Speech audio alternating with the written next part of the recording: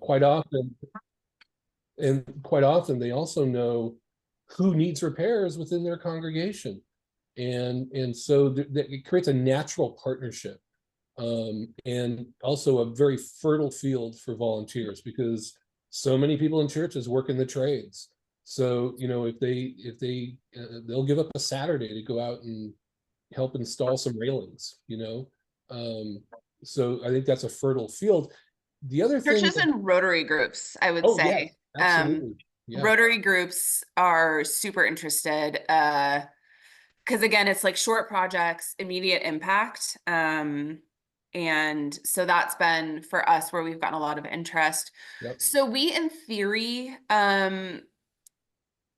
invite people to pay something back for the repairs, but we don't start asking that or even like making them aware that that is something we would request unless they're over 40% of AMI. And I don't know the last time we did a repairs for somebody that was over 40% AMI. So we are dealing with people that are very, very low income. And so at that point, no. This is the one where like we haven't run into it as much. So I think with home ownership, people want to see that that like homeowner investment. They want them putting in the hours at the work site and sort of like earning their house, which whatever. Um, there's a lot to unpack around that. But I think with repairs, I was a little worried about that because practically speaking, they're not going to be paying it back and they're not going to be able to be doing much of the work on their own. That's why we're needed. But we haven't found that same narrative with the people we're doing repairs for from our volunteers and funders. I think they understand that this isn't necessarily a group that's going to be able to contribute back into the repairs. And I haven't gotten any pushback from that at all. So I think that people view repairs really differently when they talk about it and the population that we're serving. We have not looked into the USDA loan grant program. One, I think we just barely started qualifying for it with our move into Cannon County. But it's something we're going to start looking into, but we haven't really because most of Ada County does not qualify. And I don't think anywhere we've been building qualifies for it. Janessa, we've done the training to where we can submit USDA 504 and 502 grants. So if people need someone to submit those, we could work with them on that. Cool. Yeah, so Jim, charge anything at all. You're creating a fund through your grant to pay for anything that comes along, as long as it's not catastrophic damage. Or do you have a cap of we can do $2,500 worth of work on a home, or how do you cap what? I mean, doing a full remodel but for free. Well, worst case scenario, I'm thinking. Yeah, it has to be within a certain scope for us. I think the biggest job we had, but besides our roof, throw roofs out it. But we had one where a nice old lady had a neighbor install a toilet, but he didn't seal it. So over the years, it leaked and destroyed all the subflooring in her bathroom and part of her kitchen. It also created mold and other kind of issues. We actually and this is the other part, we partnered with a renovation company that actually did all of that work at no cost. So it ended up getting $15,000 to $20,000 worth of work on an in-kind basis. So this also opens an avenue for in-kinds. And we've worked with roofing companies, restoration companies, a drywall guy. We recently did a shower install for a vet, and the drywall guy gave us a deep discount. So just like when we're building homes, there's also the opportunity to create relationships for in-kinds, and that's yet another way to help make those things affordable. On those jobs that require more extensive work, it may take us a while to put it together, if we can put it together at all. So it becomes very dependent on where are our resources. But in general, most of the jobs that we do are very doable and are not real expensive. And so, like I said, I think in this past year we raised about $190,000 and that's just through small grants and one very generous individual donor and one very generous church accounted for about a third of that. So so there's possibilities. In fact, the individual donor are a couple of retired teachers who said, we want to help older people stay in their homes. That's why we're giving to Habitat. It wasn't about home building, it was about repairs. So there is an opportunity to speak to people at a different level. And when you go out in the community, most people say, I didn't know Habitat did that. And so it's just been a really good calling card for us, and created some unique relationships. And when I said that we don't qualify for the USDA loans, I didn't mean that Habitat is taking out the loans. We're just not in the geographic area. So like Jim said, we don't necessarily have a financial cap. We have had to pretty quickly institute how many repairs. So like in your initial application, they'll sort of go over like, what's the scope that makes sense? What's a reasonable amount for us to do? That's really at the discretion of our repairs manager. I mean, he comes in and consults with me, but generally speaking, he sort of has done a lot of the trainings about, what is actually a critical repair.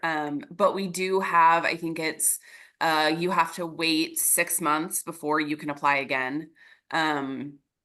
So that we don't become somebody's personal handyman. And we make it very clear that you are less likely the second time around to be moved up very high on the list.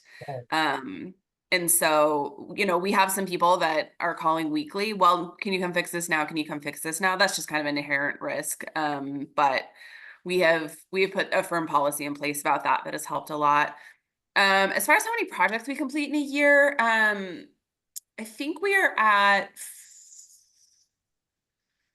5 a month. So whatever that math works out to be, what is that, 60? Yeah. So about 60 projects a year. It's kind of all over the place because we can do, 6 ramps in a month, but then probably only 1 roof. Or we had 1 trailer that took about 2 months. I think that was actually, Jim, our biggest job was that, like, James's one of his very first repairs projects, that trailer. Yes. That it was just, there is where you get into something, any home project, and suddenly you discover, wait, but this is happening, wait, but this is happening. And with this particular house, there was not a clear endpoint. At no point would we have felt good walking away from it and being like, we've done all we can. We were able to get a lot of in-kind support for that. They had improperly placed sewer lines, so the sewage was dumping underneath the trailer into the ground. So they needed plumbing replaced. They needed all of that, mitigated. They needed new plumbing, like fixtures, toilets, all of that. That was an expensive and long project for us, but I am proud that we were able to hang in and continue to raise the funds to get that finished, because there was none of that was something she didn't need desperately to make that home livable and safe for her and her kids. And so, so we try not to put hard limits on it, just because things like that will happen. And we want to make sure we have the flexibility to continue to support something once we've dug it up. We do have some responsibility. Boy, do you have a problem. Okay, bye-bye. Yeah, you don't want to be Right. that person. Hey, Janessa, on your ramps, do you guys build up an inventory of a specific kind of temporary ramps? Do you build wood ramps, or do you just order the ramp per individual project? We do wood ramps. We have I'm trying to remember, because James, who's now our construction manager, was originally our repairs manager, and he did a bunch of research around that. Wood ramps are actually, especially for our area, considered sort of the best over metal ramps. Wood ramps also give us the opportunity, they can be weatherproofed better and et cetera, et cetera.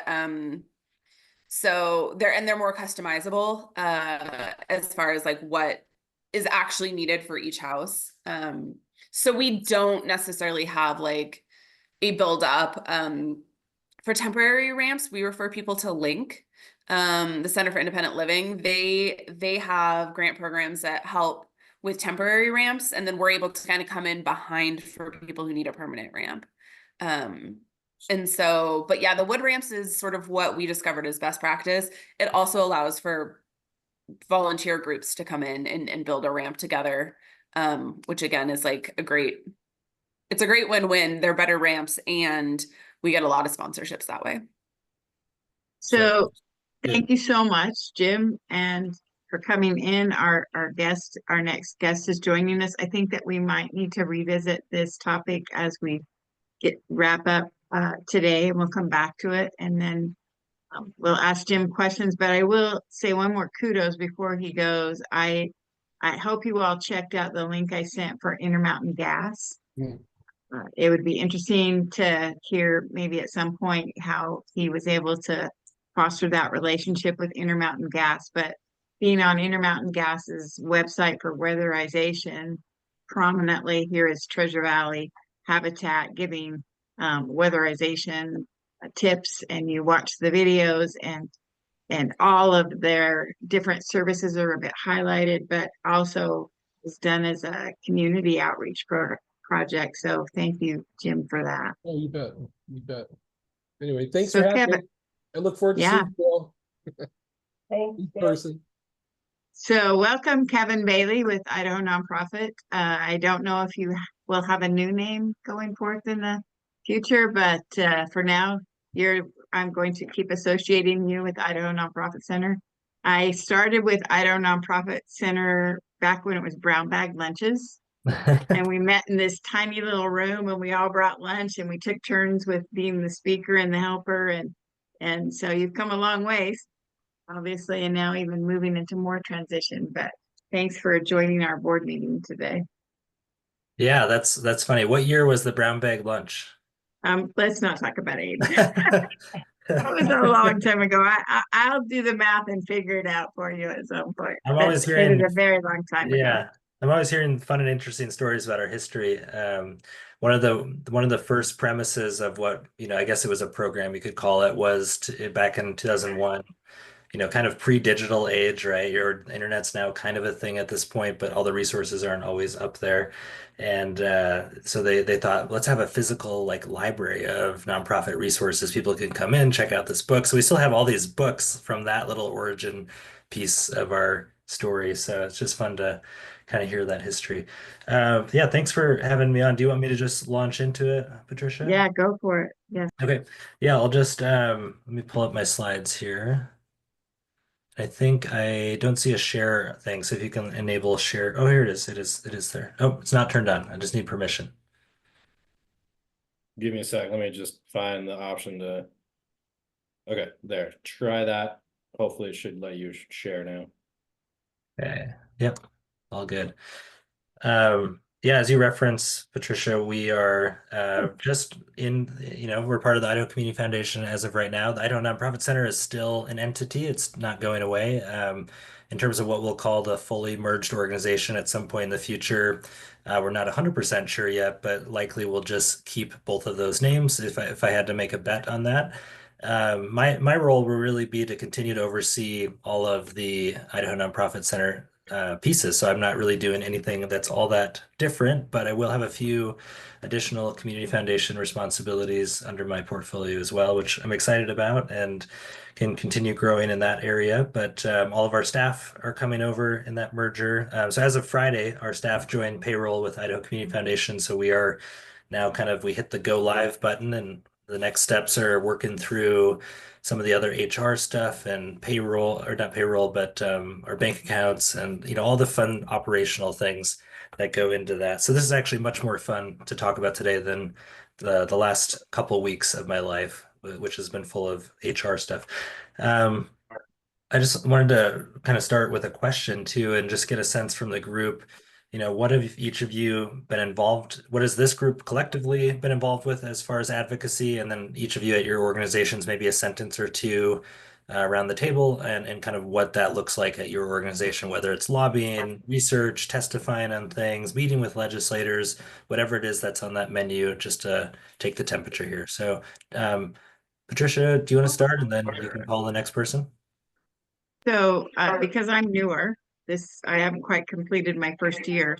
I know that we do a lot of advocacy through our international organization, and then I have amped up our local legislative session on that one. And then I believe the cities have all been handled within their own affiliates. So Jennifer and Janessa might can explain more about some of that outreach a little bit further than I can. But I do know we do Habitat on the Hill as an annual event. And then we advocate for issues that international identifies for housing. And we all jump in for that one. So I'll let one of the other ones maybe jump in. Maybe Jennifer? I think she's not there. Well, I am there, but if you There want you to are. talk, There Linda, you that's are. fine. There you No, are. that's fine. go. We've just tried to be, we've joined local committees, the city government committees that are looking at housing issues and just trying to bring our perspective to review, which is why I was really excited to hear what Janessa has been able to do with the city of Boise. Yesterday, we've been writing more letters and inviting state and local elected officials to participate in our events.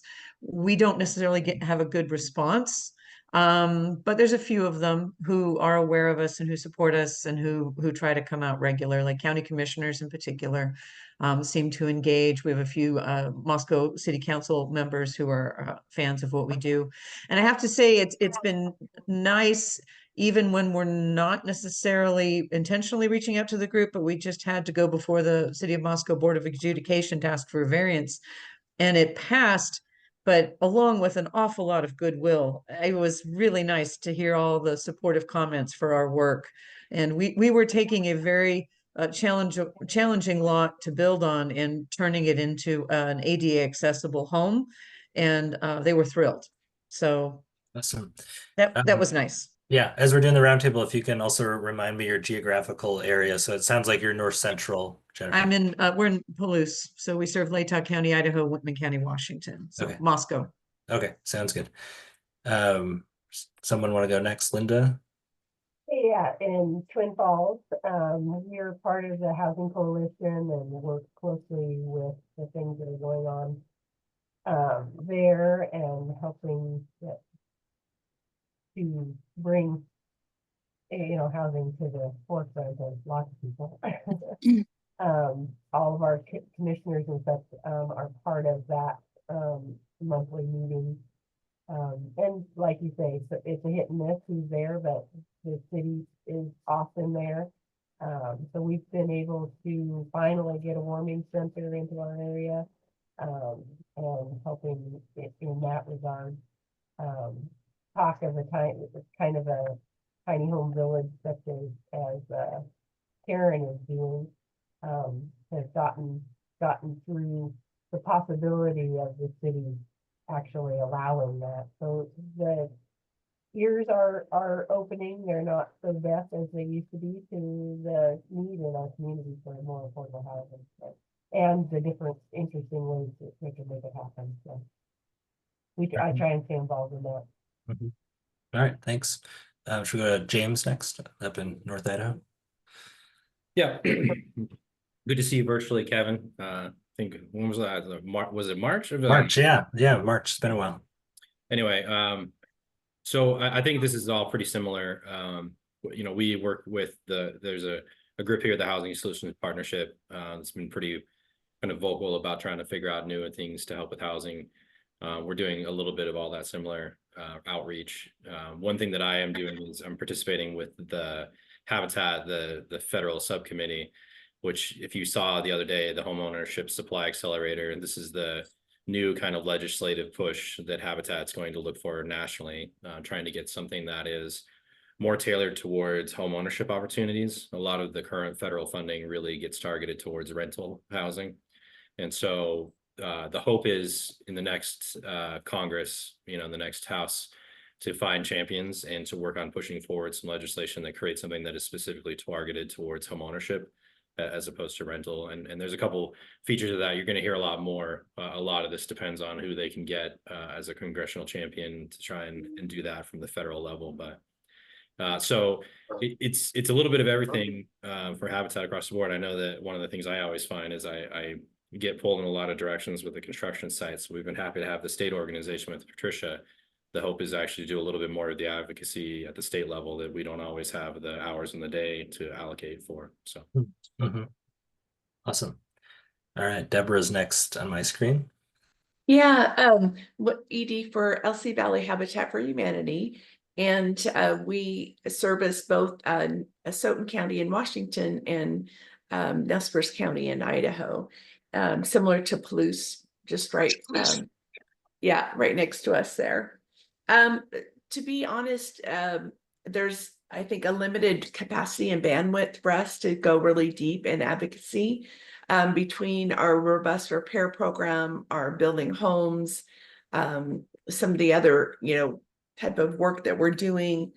I just always feel like we come up short or don't really have the time and resources to do a lot with advocacy.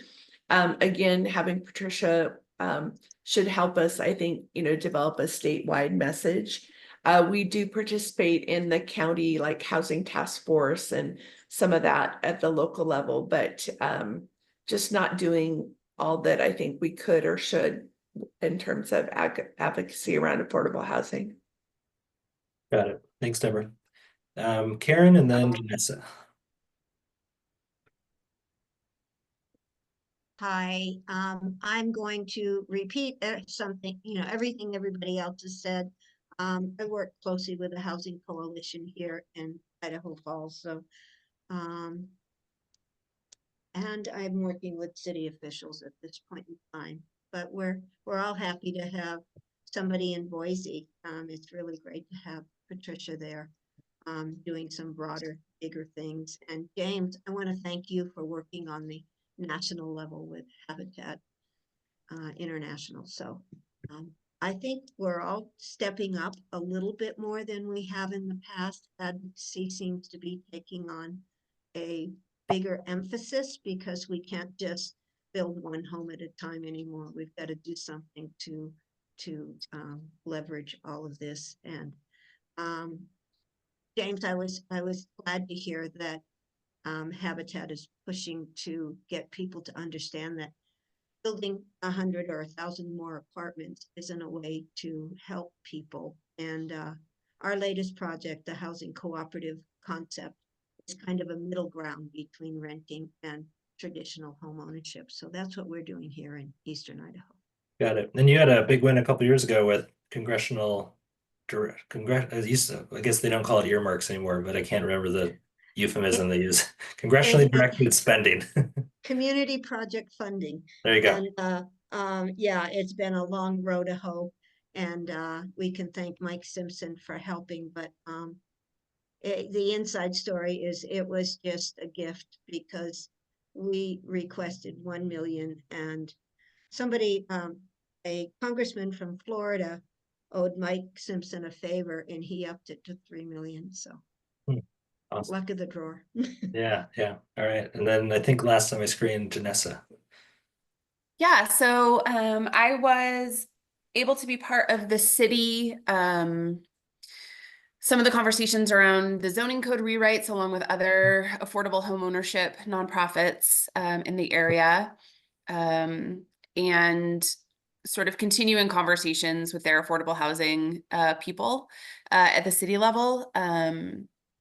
Kevin, you did a great service to us by giving us the heads up about the proposed legislation changes around requiring like licensed contractors to do electric and plumbing. I think that bill did end up passing, but I was able to have some great conversations with some people about why we didn't support it, even though ultimately it was not like a successful effort on our part to stop that. it was really valuable conversations to have. And so I was glad we were able to at least weigh in on it. And then I am a board member for the Up for Growth Housing Advocacy, which is a national advocacy nonprofit around affordable housing. It is a bipartisan group. And I'm on, they have the action committee and then just Up for Growth proper. And I'm on the action committee, which is like the specific lobbying advocacy function of Up for Growth. And so in addition to the legislation that James talked about, they've also are really right now championing the Yes in God's Backyard legislation that they have bipartisan co-sponsors for and are hoping to introduce into the next session that would incentivize developers to work with churches that have extra land and getting in some good incentives for both sides of that equation to do more affordable housing. Churches own a phenomenal amount of land that is unused, and so hoping to urge them and give them some incentives and some developers some incentives as well. So they've had a couple other really good wins, but that's kind of the big push right now is the YIGB work. Nice. Love the acronym. Everything needs a good acronym. Exactly. It's better than ARPA, right? Yeah. Great. Well, this is fantastic. You guys are, I think, even, you're in the thick of it. It sounds like this is a fairly experienced group as it relates to advocacy. Obviously, the crunch is always around capacity because you have a million other things to do as leaders of your organization. And that speaks to, the work that it sounds like Patricia is going to jump headfirst into to help collectively design strategy for this group.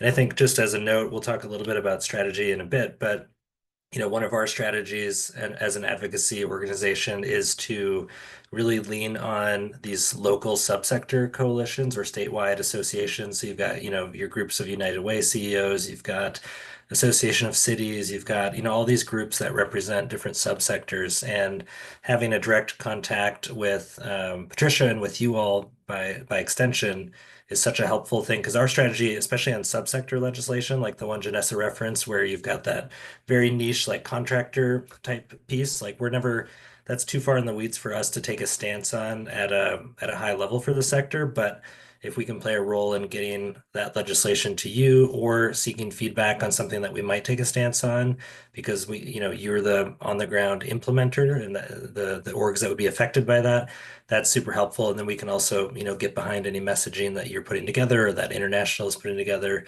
So that's kind of in a nutshell, sort of how we operate on the advocacy front, is really lean on and stand behind the local implementers for these various pieces. We'll jump right into it. This is kind of the goals of the next 20 or 30 minutes. First, understand why advocacy is crucial to nonprofit mission effectiveness, and then we'll talk strategy after that. I think most of you, it sounds like, are familiar with Idaho Nonprofit Center. Really our lens is on elevating the effectiveness, the voice, and the public's trust in the sector. And I think advocacy is a really great example of how we do all three of those things. And we'll talk about that in a moment here. So I don't know if any of you have read this book. This is one of my favorite nonprofit books. I'd recommend you grab a copy. They're probably not so much in bookstores anymore, but they're definitely on Amazon. And it's called Forces for Good. So it's a research-backed book, and they studied a number of nonprofits. They might have even had a case study or two from Habitat in here. I can't remember.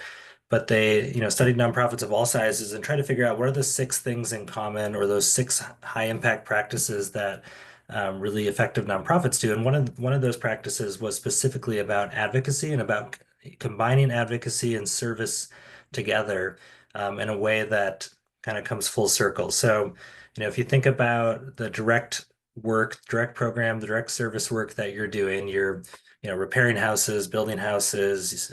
Some of you have restores, all this direct program work, but then being able to translate that to that policy work, that engaging with legislators, talking upstream, about what's going on in this ecosystem in the housing world, Combining those two things is what they found. And this is no surprise, I think, to anyone that's been in the sector, like doing both of these things and trying to create space.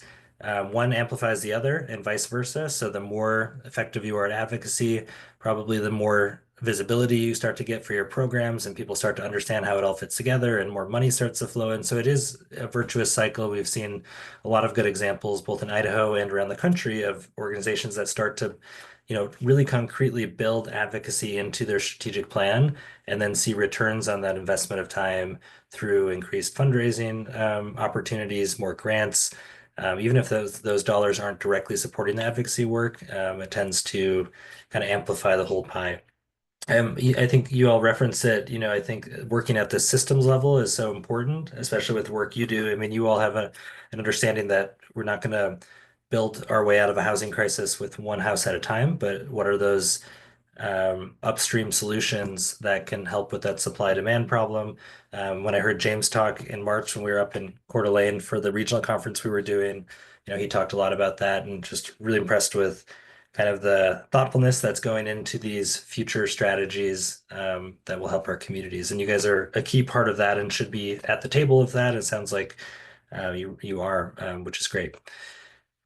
All right, so for a lot of folks, and this doesn't really necessarily represent you because you guys are already engaged in this work, but for those who might not be as engaged, and when we do this presentation with other groups, advocacy is often a very scary word. Boards think of it as lobbying, they think it's not allowed, they think it's controversial. But at its basic, we try to boil it down to like first principles. What is advocacy? It's a way to educate the public about your mission. It's also standing up for your mission. It's educating folks that, not any one single organization can solve the housing crisis. Not any single one organization can solve homelessness. It's going to take multiple public-private partnerships, legislation, public funding, all of these things, right? And so the more education we do the public, I mean, that's how we start to move the needle a little bit. And advocacy really is just educating folks about your mission. And that includes, the whole menu of things, which many of the things that you guys are already doing. It's talking with a newspaper reporter to do a story on something you guys are involved in. It's testifying. It's one pagers and different marketing collateral that tell that story. It's research reports. Speaking at Rotary clubs, right? All of these things are advocacy at their core. So lobbying, let's get into that a little bit. And you may already know this as well with some of the experience. I guess, show of hands, who I can see, I think everyone's face on the side here. Show of hands, are you allowed or do you engage in any lobbying? So if you are, raise your hand. Okay, so just a couple of us. All right, so and sometimes this is a board decision or a policy or even just a longstanding tradition that the board, hasn't engaged in this, or by default their staff haven't engaged in it. Sometimes it just isn't a topic that's addressed. Sometimes there is no policy. And so I think getting clear about what, and we'll get into kind of developing an advocacy strategy in a little bit, but getting clear about what those guardrails are for your organization. Again, going back to sector-wide, as 501c3s, all of us are allowed to lobby, and we can typically spend a rough number would be about 20% of your exempt budget, which is basically 20% of your budget. So for example, a $500,000 organization could spend up to about $100,000 annually on lobbying and still be in bounds. Now that's a huge amount of dollars. I would probably strategy-wise, that would be a terrible strategy because that's 20% of your budget that doesn't go to other really important things. But it just goes to show you, like there's a ton of space in terms of what the IRS allows for C3s to engage in that work. So lobbying really has to have all three criteria be met in order to be technically lobbying. You have to be communicating with a decision maker, so a local elected official, congressional representative or senator. You have to be talking about existing or very near potential to be existing legislation. And number three, you have to be urging a vote for or against, asking them, hey, Mr. Senator or Mrs. Representative, will you please vote for this bill? Or if this comes up in Congress next session, will you please vote against it?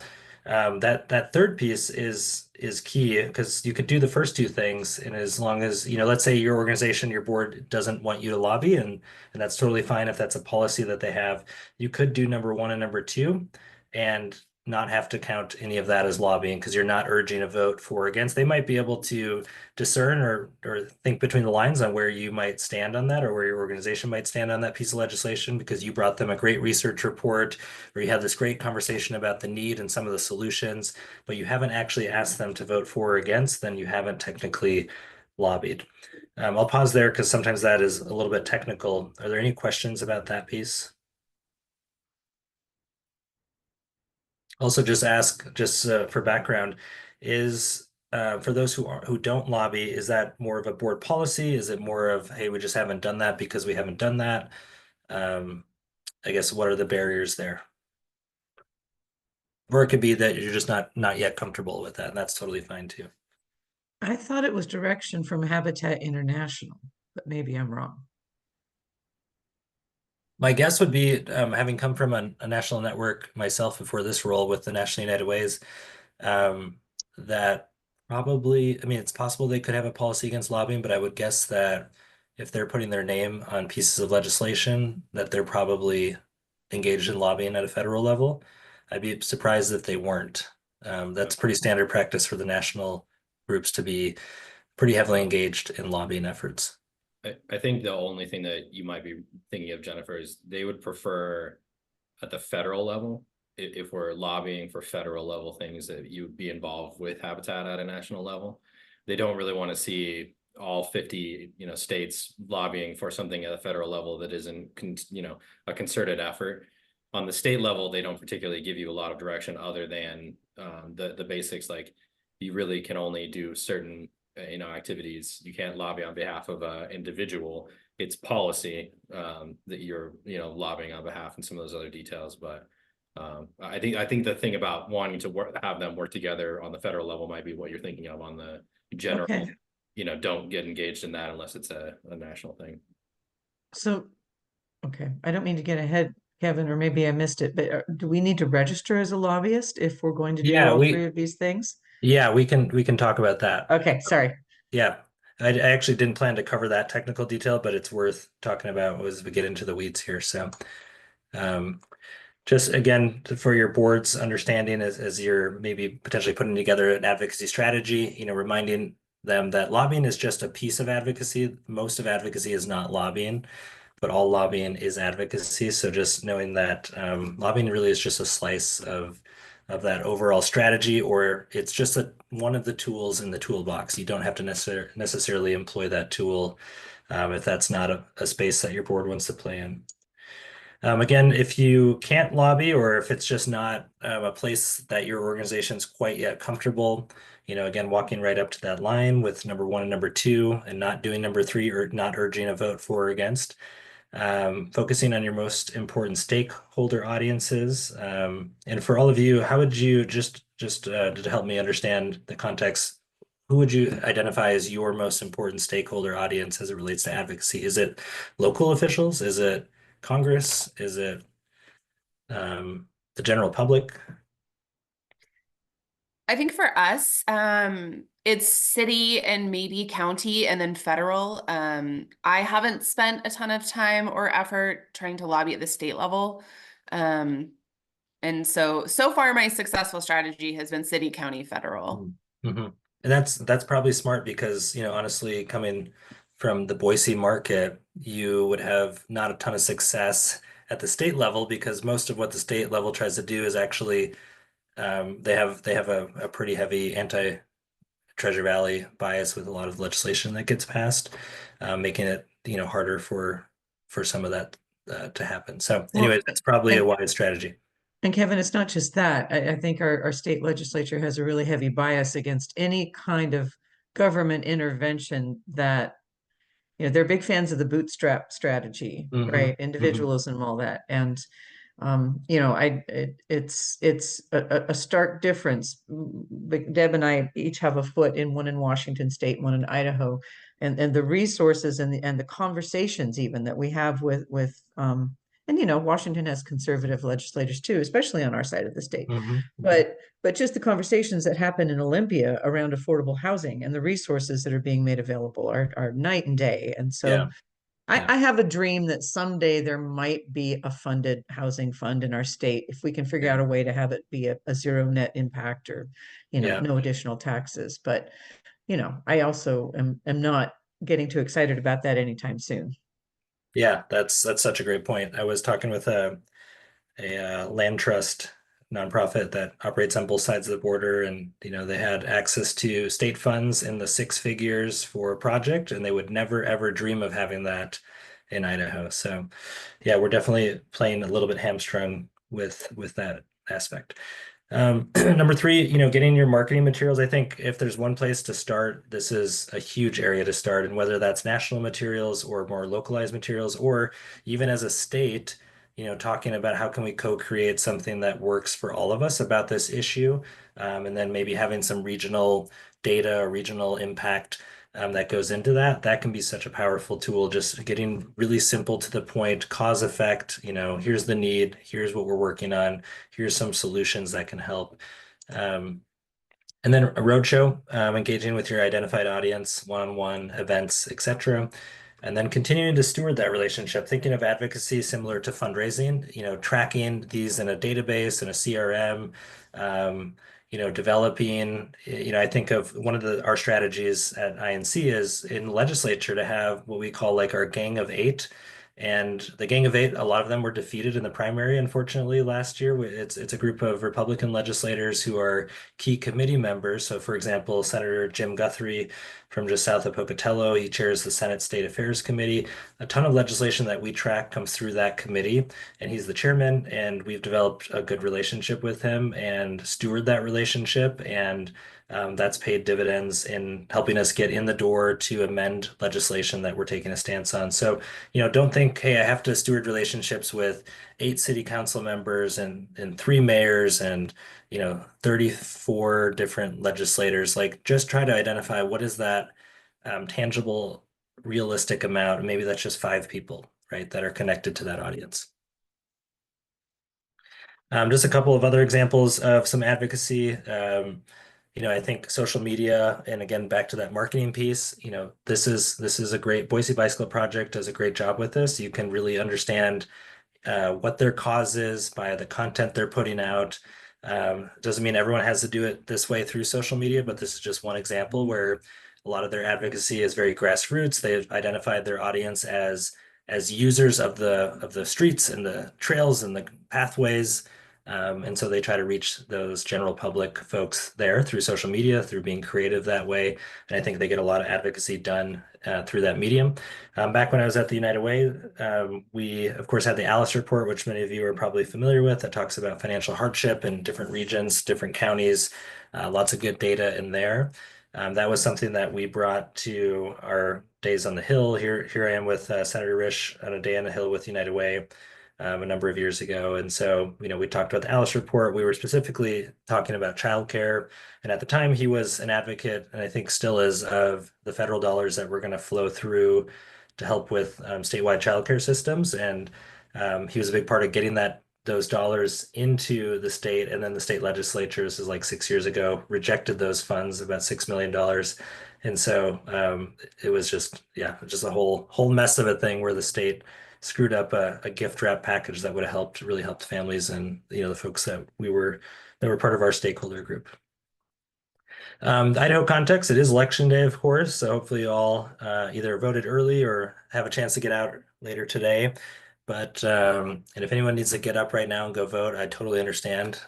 This going to vote is more important than this presentation. So this will change obviously after election day, but as of last session, as the session started, we had 59 Republicans, 11 Democrats, 49 of them men, 21 women. As many of you probably know, there's 35 legislative districts. Each district has 2 representatives and 1 senator. And the Idaho legislature meets first week of January through end of March or early April.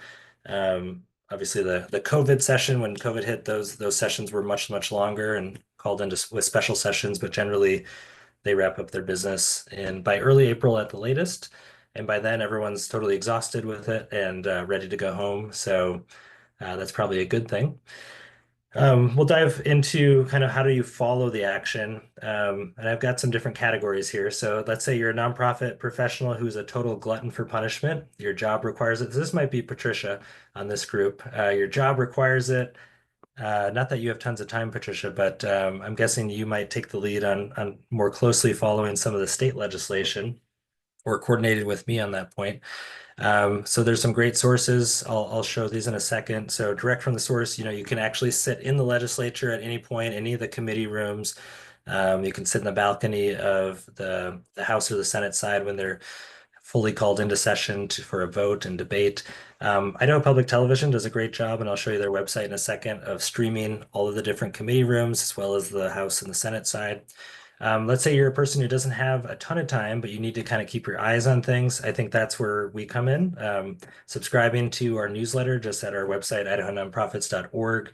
If you click subscribe, you'll get all of the different versions of our newsletter, which includes Legislative Watch. And Legislative Watch really it's more of a high level view of what's going on in the legislature. Typically, it's at least every 2 weeks, sometimes weekly, and it will have some of the bills that we're thinking are most important to the sector at large. Typically aren't a ton of subsector bills in there, like we wouldn't have put that contractor bill that affects people building houses in there, but we will have links to our bill tracker, which I'll show you in a second, which has pretty much any bill that would affect nonprofits would make it into our tracker. And then thirdly, just reaching out to us and ask. We have a ton of people throughout the session who would reach out to me or to our staff with a question. We have a contract lobbyist who helps our team as well. And so she's in the building every single day. Given that I still have an organization to run, I'm not in the building every day, but I typically go in when we have a meeting with a senator or representative, a committee to testify at, or some of those kind of action moments. So I definitely don't sit there all day, every day, but our contract lobbyist does. And so she's got, that's part of her job. She's in the building, understands what's going on, understands where the pressure points are and some of those strategies that may or may not work as we're trying to, address a particular bill. Let me go to those tools real quick. So I'm going to stop share and then pull up a different screen here.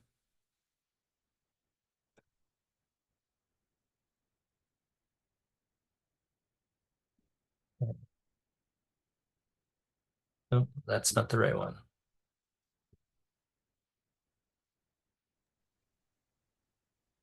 And Kevin, her role doesn't change any now that you're combined. No, that's correct. Yep. So our bill tracker, if you go to our website and hover over policy and advocacy, you'll see our legislative watch. Just click on that. Past newsletters are typically stored there. Our bill tracker is there. So we haven't erased last session's bills yet, but we will clear those pretty soon here. But it has a link directly to the bill text or the summary of the bill, at least. The status, and kind of which category it fits into our position. So we will take a position for or against, or just monitoring, meaning it's not probably rising to the level of our criteria, but we think other nonprofits definitely might want to know about it.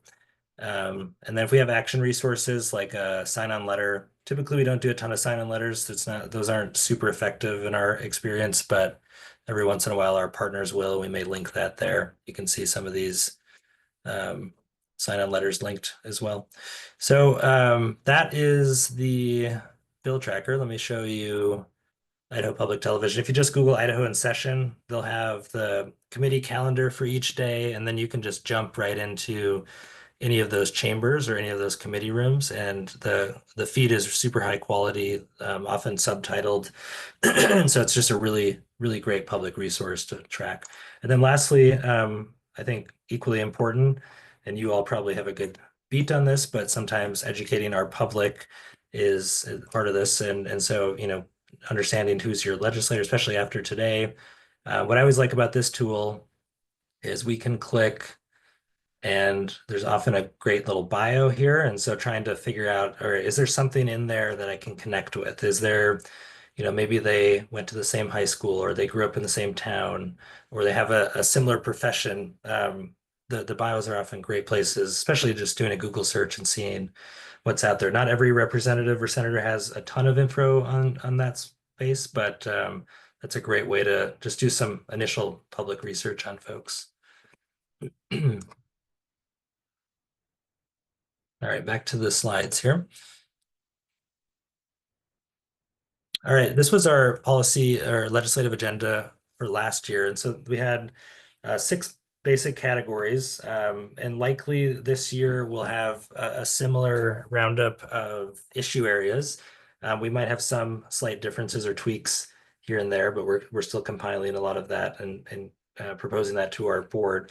But nonprofit and government relations. So, for example, last year there was a bill that would have prohibited state agencies from sponsoring nonprofit events.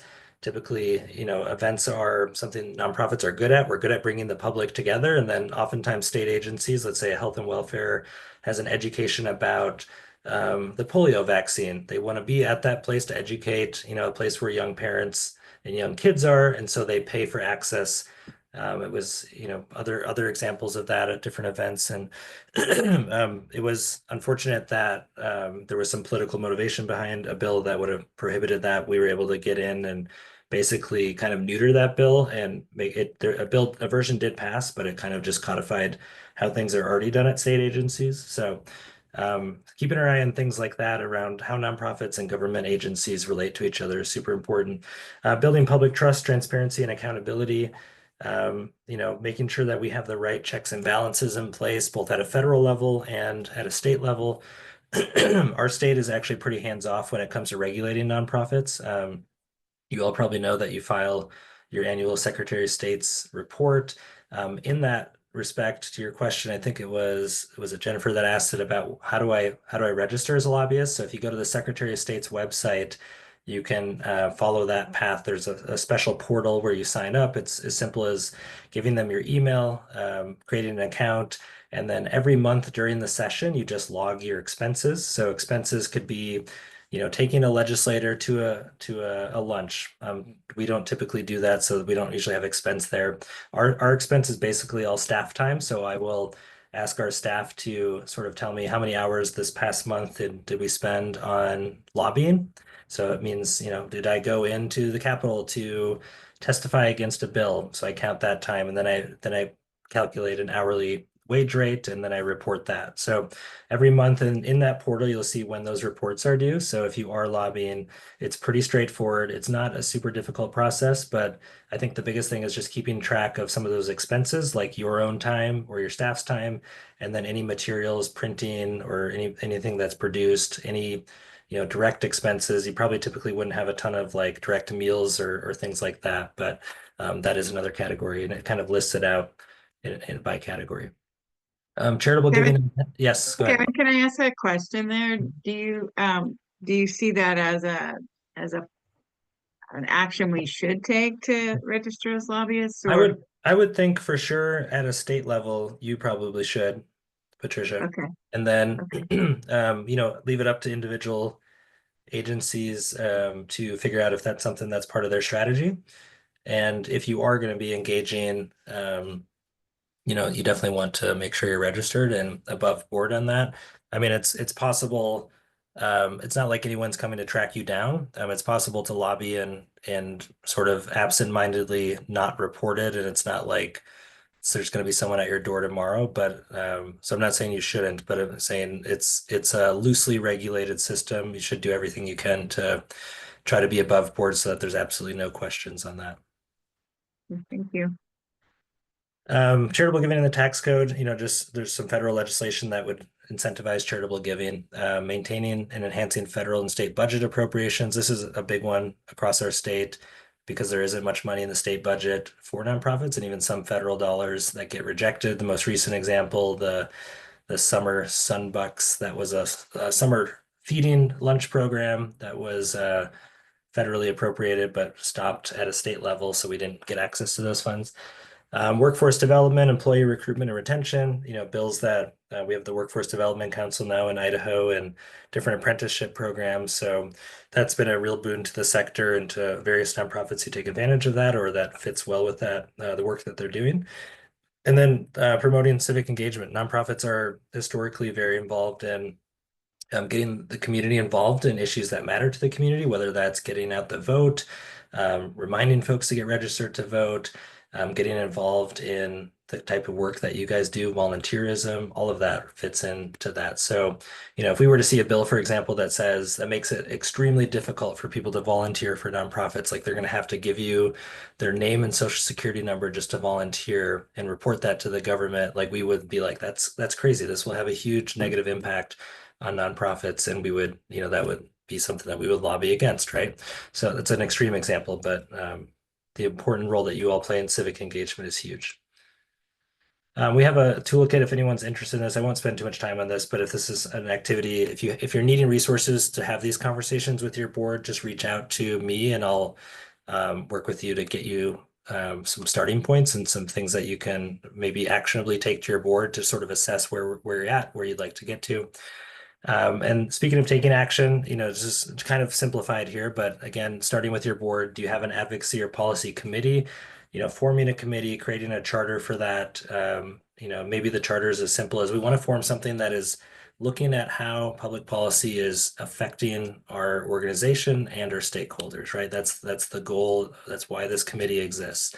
And then from there, you don't have to prescribe all these policy positions, but it's just to say, hey, how do we get involved in this space? We need some board members to be in that space and to help us figure out what that next step is. Picking a scope of focus for and a target audience goes back to the question I asked earlier. What is that target audience? Picking 5 or 6, 7, 8 folks that you're going to regularly build relationships with and engage, and you're going to steward them. And hopefully, if they're good folks and they're allies, hopefully they stay in office. That was one of the risks that we saw with a lot of what we felt were decent and good legislators who were defeated in their primary, and now we have to sort of start over with some of those relationships with new folks that will be elected today. Again, going back to marketing, integrating your cause into your marketing materials so that advocacy is baked into your public brand. A couple of examples there.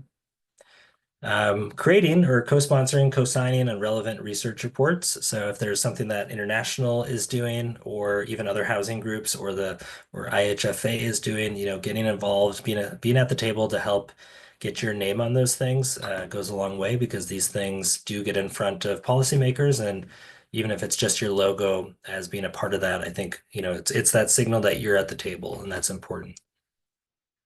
And then events, right? Lunch and Learns. I always think of this story. I volunteered a couple of years ago at the Boise Bicycle Project's Bike Giveaway Day.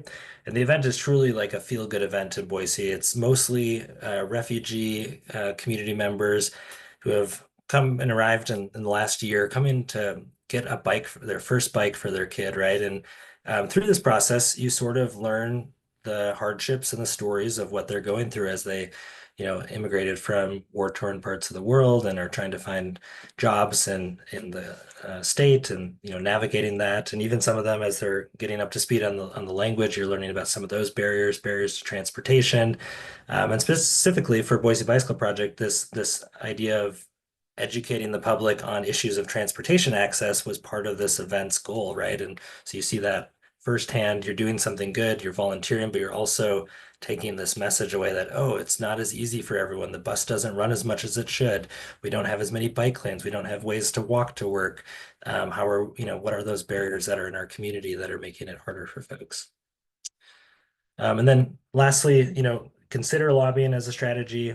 Talk to your board about that as you get those advocacy committees set up, or thinking through what this state association structure can be with Patricia on some of these issues, lobbying through her efforts if that's a better strategy. I think that's a really smart structure, and that's something that these groups of state national nonprofits that have representation around the state can really take advantage of. And I would encourage you to think through that as a group, how you might do that effectively. We do also, another tool we can send you is kind of an advocacy 101, moving to action. So again, starting with that advocacy committee and then moving into those action steps, creating a policy agenda. That policy agenda typically would be something that, if it's focused on local issues, it might have some stuff on zoning, right? If it's focused on national issues, it might have something that James referred to in terms of some of that legislation, or it might talk about the YIGBY legislation, right? getting into those agendas some concrete examples of the types of things that you're willing to support and get behind, examples of real solutions. That's kind of what we're aiming at with some of these strategies. All right, that's I think I covered everything I wanted to in a super rapid form. Sometimes we take a lot more time to do this, but this was you got the rapid version today. I'll just pause and kind of Q&A, and if there's specific questions I can answer, happy to do that.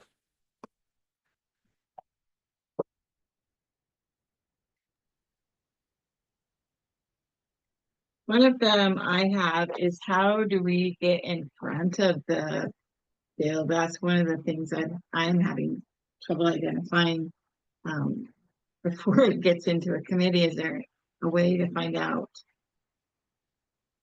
the legislation that they're proposing before it's proposed and discussed? And Yeah, the second part of my question on that is, when it's in a committee, can you lobby? Say the second part again. When it's in what? When it's being introduced into the committee, are you allowed to lobby and talk? Yeah. Yes to the second question, because even if it's not public legislation yet, so legislation is private, it's a private property of that legislator until it's introduced formally in the committee. It's called a routing slip, an RS, before it's introduced in committee. So it's introduced in committee. At that point, they'll vote whether to formally bring it into as official public legislation. Typically, 99.9% of the time, legislation that's introduced is voted in terms of, yes, we'll hear that. The next step for that committee is to actually have a hearing, a public hearing on that. And that's the point where the legislation is taken up in debate in that committee and voted on whether it will go to the floor for a vote in that chamber. Typically, that's the place, that second moment. You can't, as a public member, lobby or testify for or against when a bill is introduced. You can behind the scenes, but once it hits that public hearing in committee, that's where public testimony is offered. Now, committee chairs get to decide which bills get heard in front of committees. So sometimes bills are put in what we call stuffed in the drawer. And that means that they're not going to hear it because it was a bill that was introduced that's either way out there, or this happens to a lot of the Democrats. They'll introduce a bill that they know has no chance of passing. The committee chair is not even going to let it have a hearing, but it's introduced for the public purpose of creating record for that, and then they can campaign on that and so forth. So there's bills on both sides that are introduced with never an intention that they're going to pass, and that's often where lobbyists can be helpful in saying, actually, this bill is just a personal bill. It's not doesn't have a chance at advancing. Don't bother wasting political capital on it. Don't lobby. Likewise, a lobbyist, to answer your first question, is super helpful at getting their hands on the routing slips, which are the private versions of the bills. Sometimes they're in draft form. So we do get to see a lot of those because of the access our lobbyist has. And last year I remember reviewing a draft of a bill that I'm trying to remember. It was a housing bill that had some kind of innovative finance structure tied to it. It was pretty complex. I think it might have been introduced by a legislator in Coeur d'Alene, or it was proposed to be. And so we had access to that, and we're kind of evaluating, okay, what does this mean? Asking some folks what they thought of it. So that lobbyist is where, I guess, what you pay for and what you get kind of happens to get ahead of those things. But typically, I mean, even if you don't have access to that, you can always ask us, and we'll see if we're hearing anything with our lobbyists. We can check on things like that. And then, we're not going to engage anyways in a real way until it hits that second committee hearing. Ideally, in the off season, like you're having these conversations as you build a strategy with legislators in your area and building those relationships and saying, we're hearing that there's going to be legislation on XYZ. Here's our thoughts on what we really need, and here's our perspective on what we're seeing on the ground, and really educating those folks before it gets to the heat of the session, where they only have, sometimes a minute or two to really digest feedback, and they've already got their minds made up half the time. So hopefully that answers your question. Good. James had been a part of a discussion before that legislation piece that you were just talking about with housing. But when the bill got finalized, it was not what his input had been. And so That's what made me ask that question, is to make sure we're in the game before that. Do you recommend having relationships with the lobbyists, because we don't have a budget, a large budget to lobby with, for me to go take people out to lunch and do that type of thing? But Yeah. Yeah. I mean, I think, I mean, some of the activities around you personally getting involved with different legislators are fairly low cost. It's more about time and, identifying those 8 legislators, for example, who are super valuable to have relationships with. And then, obviously leveraging this group with the local representation where you could join Linda in a visit with Twin Falls representative, and James with Coeur d'Alene area person, right? And virtually or in person, however that works out. But yeah, for hiring a lobbyist, I mean, some of your other peer state associations, I think the Boys and Girls Club, the United Way does not, to my knowledge. Boys and Girls Club does. I think the YMCA's do. So some of your peer state association groups do have a contract lobbyist. I don't know off the top of my head what they pay for that. It could be anywhere from $5,000 to, let's say, $100,000, depending on what the deliverables are. But sometimes it's worth it just at that lower price point to say, hey, our name is in the green book with a lobbyist, and we at least have some access. And we might not be a priority client, but at least our foot's in the door, and that can be, maybe a worthwhile starting place. we do have some ASO, affiliate support officers, which is my role across the United States, that have lobbyists, but they have much larger budgets, so it wouldn't be fiscally responsible for us, but for them, they're in a different colored state, just say, Yeah. where that Yep. where that dollar matters more. So, but it's about 45,000 that they pay for their lobbyists. Okay. So, Yeah, that sounds about right. And I mean, again, you could probably find somebody, and I could help with recommendations if you ever had even a small budget to just try to get your foot in the door and have some modest deliverables on that. But yeah, so happy to help if that's where a conversation goes. your session during the nonprofit conference on advocacy was standing, by the way. I believe I said it to you, but I want to make sure I say it again. Your lobbyist was so well-rounded and so dynamic. So I'm glad to hear that continues with your partnership. When you had Senator Guthrie on, one of the things he said was that he hates those form letters. Yeah. And so, are there any other little tips like that you can tell all of our state leaders here? Yeah, I think, engaging your best advocates are going to be your own clients and volunteers and community members. And when people hear, if you can upskill those people by saying, here's a phone script, or here's an email script, put it in your own words. This is why this is important. Those folks hearing or getting an email on those things, or having a phone call, a voicemail left on those things from real people in their districts. Patricia, you can make all the calls you want from Boise, but it doesn't matter that much, how many calls I make or you make. Where we can leverage our influences on some of those relationships, on those last minute kind of, hey, let's get this bill amended and here's what an acceptable outcome is.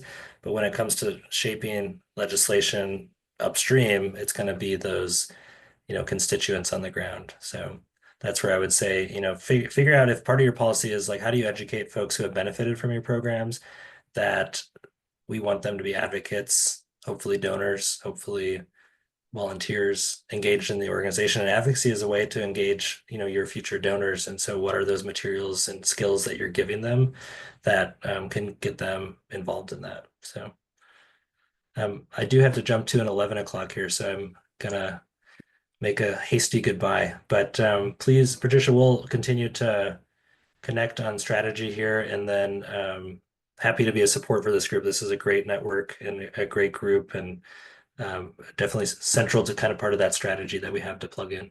Thank you, Thank Kevin. you so much. Yep. Kevin, this is just terrific. Thank you. All right, thank you. Take care, guys. Thanks for the work Bye. you all do. Bye. Bye. Oh, thank Wow. you, Patricia. That was terrific. Yeah, we could have talked to him for another half hour. Yeah. Mhm. That was awesome. And Janessa and Jim, a big thanks too. That was a lot of terrific information about your home repair program and how to, I've been struggling with I mean, we're doing ramps, we're good at what we do, but making that next leap and what it looks like.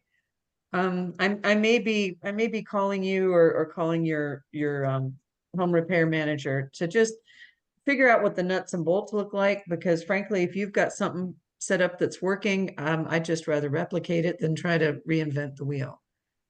Yeah. Amen. Yeah, no, we'd be happy to. And you actually, our repairs manager is Jake, who used to be our restore manager. Oh, So, okay. Okay. He's a uh, great guy. yeah, absolutely. I mean, International has great resources as well. So like Jake Okay. and I will be happy to send you anything, but also we took a lot of it just wholesale from International. Okay. We did some visits. So we went out to Sacramento and met with them for a couple of days to talk about their repairs program. Oh, okay.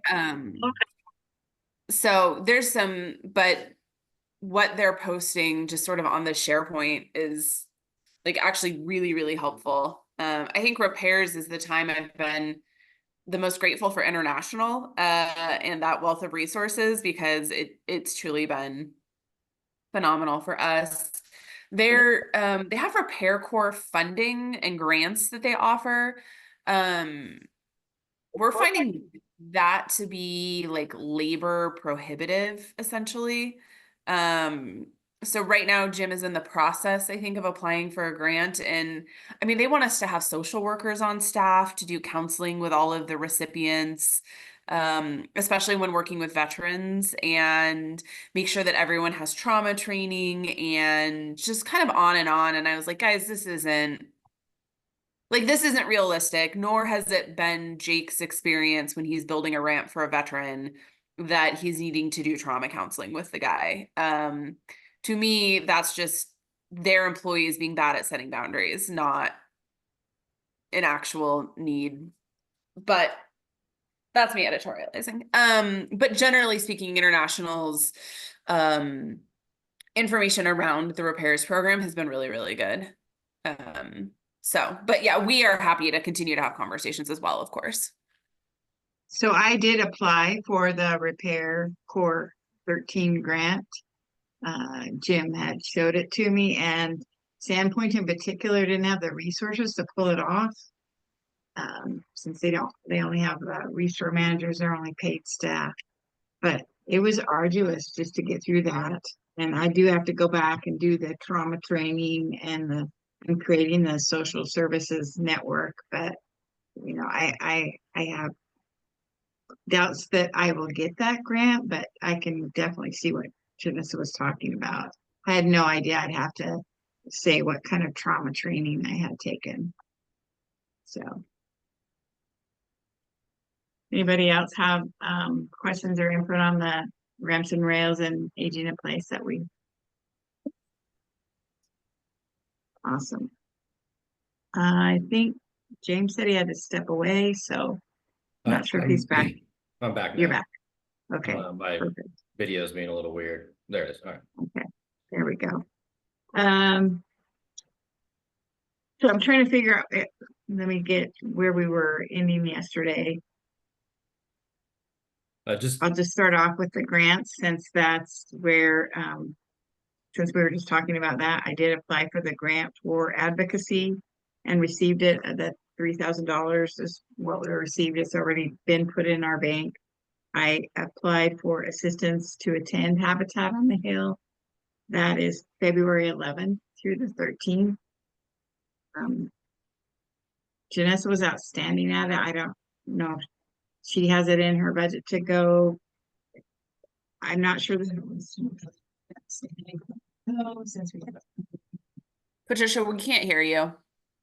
No, we can't. Yeah, I guess it's on. It got all garbly.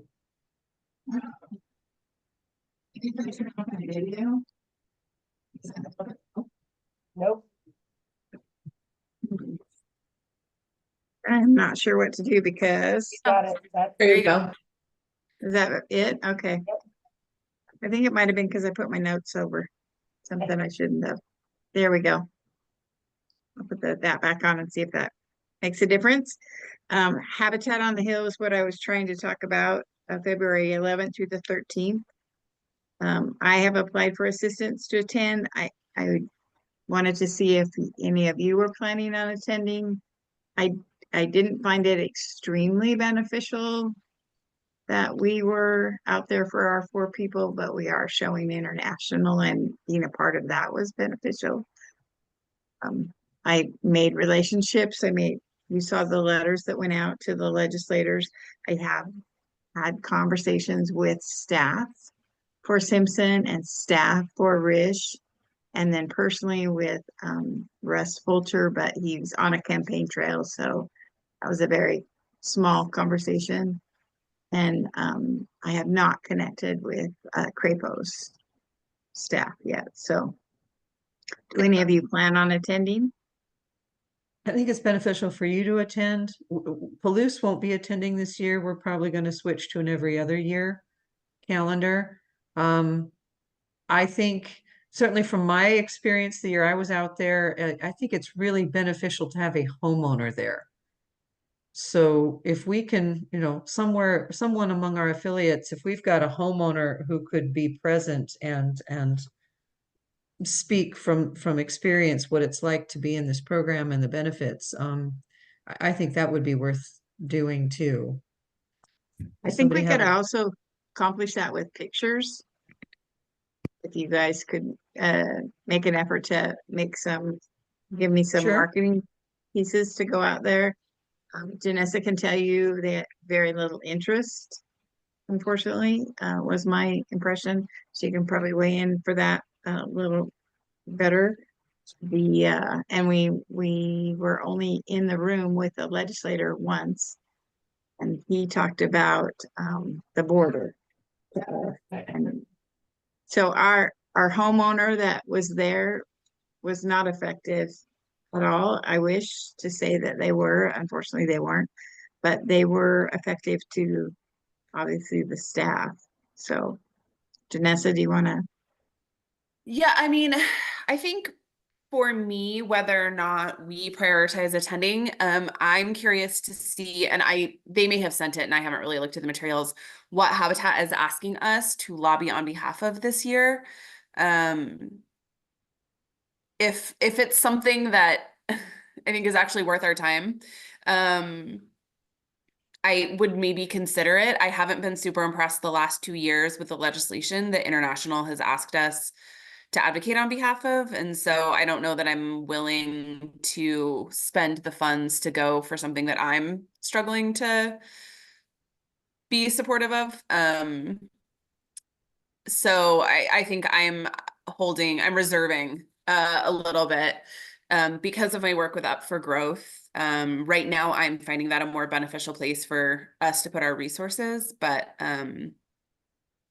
I could be persuaded if our presence is helpful and if I think the legislation is something that's going to be impactful for us. But yeah, at this point, furthering the general cause of affordable housing, which is I think kind of what the last 2 years have been doing, is like good in theory, and we don't have enough funds to keep doing that.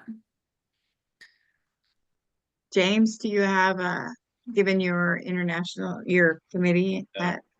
So one of the things that has been tough, so a year and a half ago in August, before Habitat on the Hill last year, actually, geez, has it been that long? A year before that? Anyway, long story short, one of the things that they did is they put together the subcommittee because it's hard to get everybody in the network, all of the affiliates, to agree on one federal policy priority. One of the things that you see is that the legislative asks that they have are, some affiliates are using SHOP, some affiliates in some states where the state or the other participating jurisdiction, the PJ, will use home funds for ownership model housing are using home funds significantly for ownership model housing.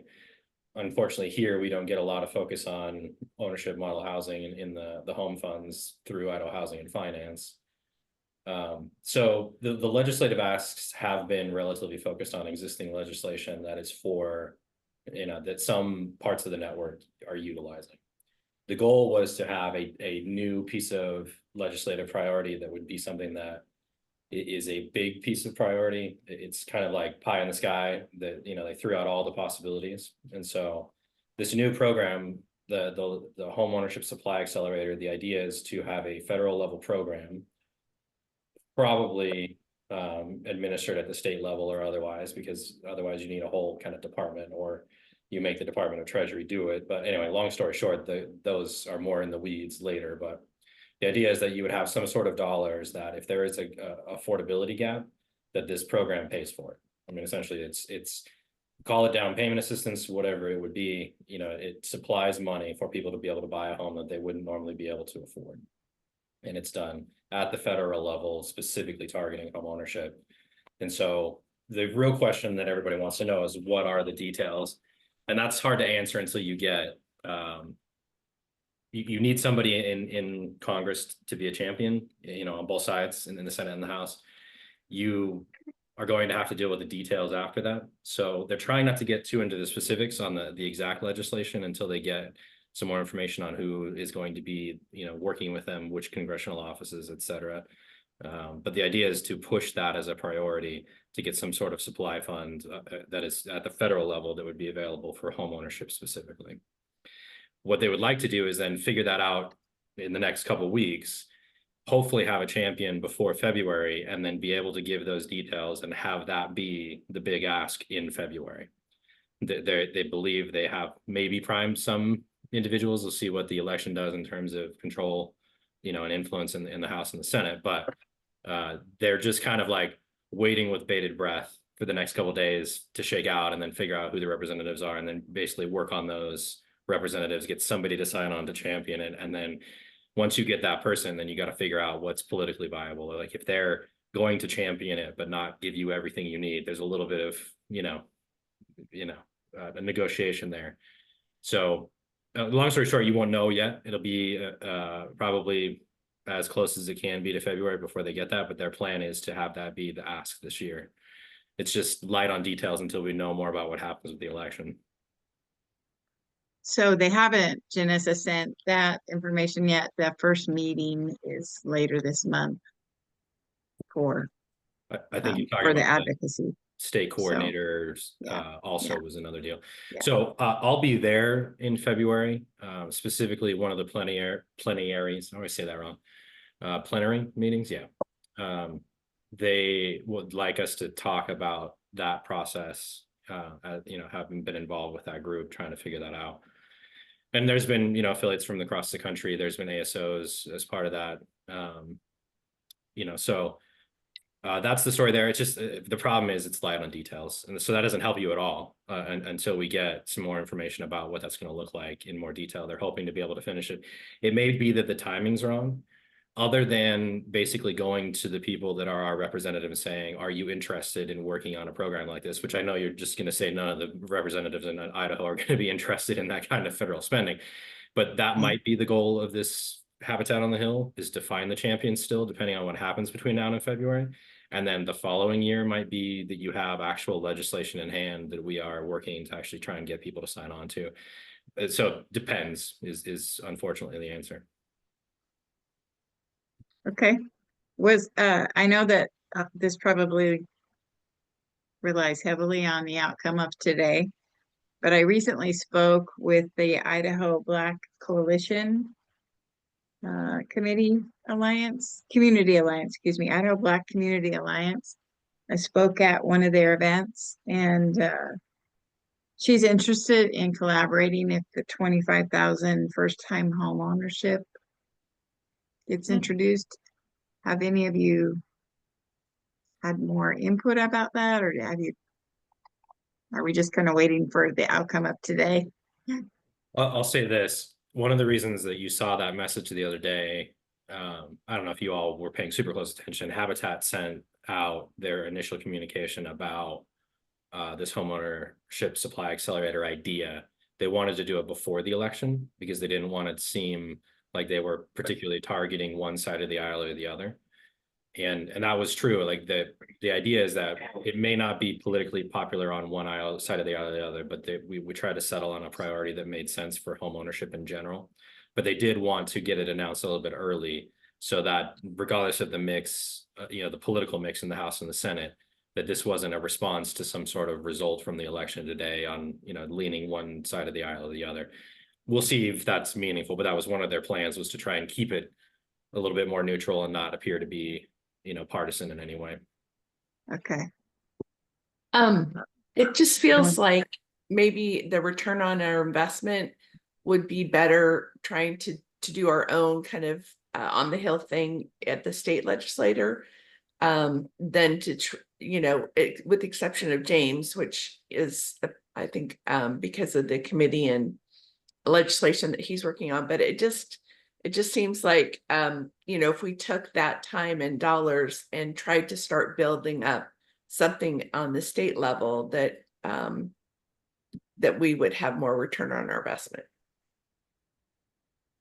I think we're going to need to do both, and the number of offices that turn over today will be important. Last year was a relatively new legislative overall. There were so many new offices that this year those new people are just now actually getting their footing. So we'll see how much turnover there is from the election today, but I agree that we have to focus on Idaho's.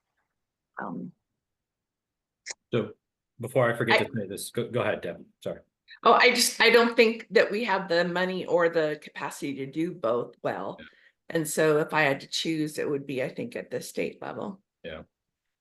I think I agree with Patricia a little bit. It's both. And that's only because there are a lot of small population states that have a lot of influence because of Senate representation. Now we have an uphill battle with our, politics on some side of that, but there is a possibility. I tend to agree with you that we have a little bit more of a likelihood of getting people on board with something in the state of Idaho, because the politics about federal intervention in the housing market are pretty severe from our federal representatives in the state of Idaho. And so to piggyback off of that, the other day I had kind of a general conversation with Jordan Redmond, who's a House representative for the state of Idaho up here. He was the one that was considering introducing that other tax credit legislation. And we'll see what happens. It's kind of funny, Kevin, when he was picking the representative that he picked to show his little legislative map tool, he picked Mike Moyle. Mike Moyle is a long time kind of figure and completely opposed to tax credits for housing, and apparently significantly influential on that front. And one of the reasons why that proposed tax credit bill for housing did not even make it out of committee, because he's just generally opposed to the idea of tax credits for housing at all. But that's not going to stop another version of that tax credit from being introduced. If you looked closely, I tried to give you kind of my original theory, but it was really heavily targeted at for-profit developers and had very few restrictions for them, but a bunch of restrictions for somebody who wanted to invest in their community with a nonprofit, and a whole bunch of like written into, the code, how you had to operate your program. And I didn't really like any of those kind of restrictions being added to the nonprofit while giving kind of free reign to the for-profits to get that tax credit. But it is a thing. I mean, they are coming up here every year when they have those new incoming legislators for the state of Idaho. They all have a meeting. It's happening in Coeur d'Alene. One of the major kind of players or pushers for that legislation is PAHA, Panhandle Affordable Housing Alliance. They have spent some like $5,000-$10,000 in order to secure a speaking, role at that, new legislators conference in order to specifically talk about their version of tax credits. And so how successful that's going to be, I don't know. I think there's a lot of political, kind of headwinds against some sort of tax credit.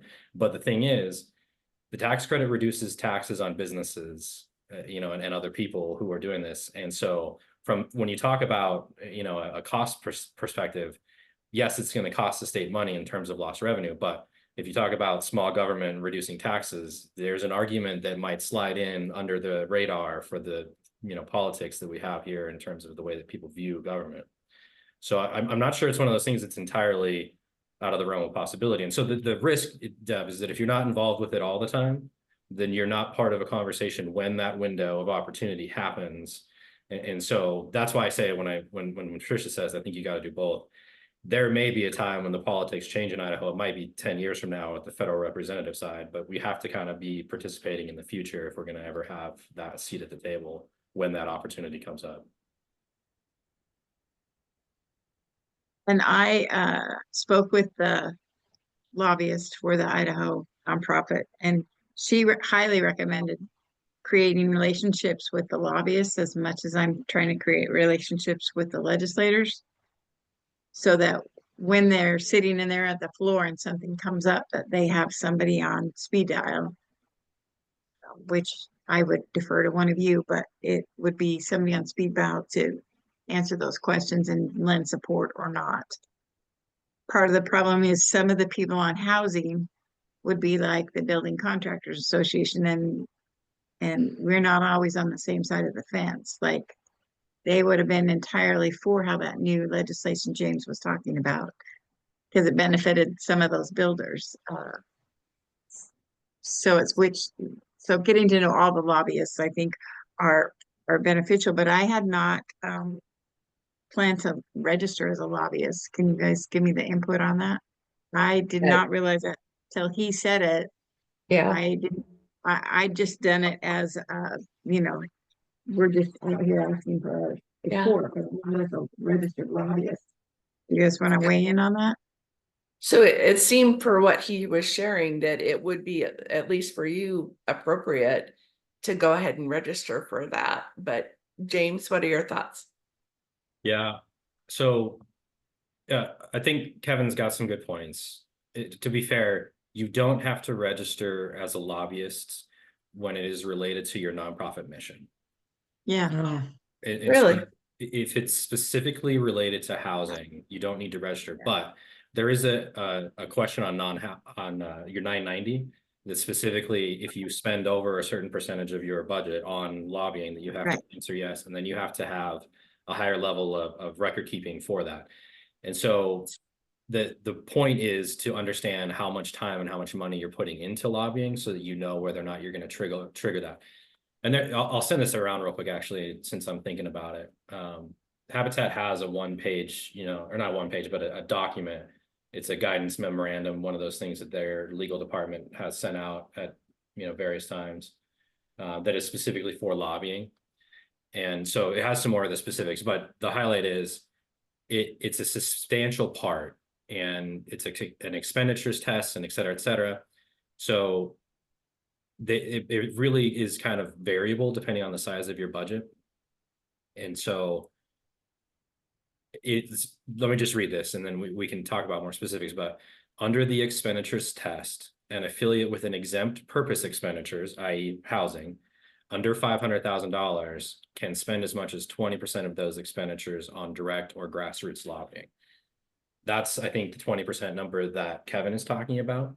But if it's higher, if you have a higher budget, then, and if you're doing something that's not exempt, so the thing is that it crosses some lines if you're spending a lot of money. If you're not spending any money, because it's an expenditures test, if it's just time related, then it's pretty straightforward. The problem is Patricia's paid, and her payroll is one of the biggest expenses to the organization. So it is one of the biggest expenditures. And so that's where, for the state organization, it's probably likely that we need to talk about registering as a lobbyist and what that means. So the short answer is we need to spend a little bit more time with it to talk about what that means and how much time she's putting into specifically lobbying. But like you said, you have to be asking them specifically to take a vote on a piece of legislation. So the rest of everything she's doing is advocacy. I mean, correct. Right. So I don't know. Right. But would she be in a position to want to ask someone to vote yes or no? And I think if that's the case, which I could see that scenario, being the case where she's going to express a desire to vote or not vote for something, Yeah. then that trips that trigger is what my walk away or aha Yeah. was. Well, only if you're talking about that 20% of all expenditures. So if you think about it from a salary perspective, it's like 20% of her time. That's a pretty big number for a full-time person. Like if you're, 2,080 hours in a year, 20% of that's 416 hours.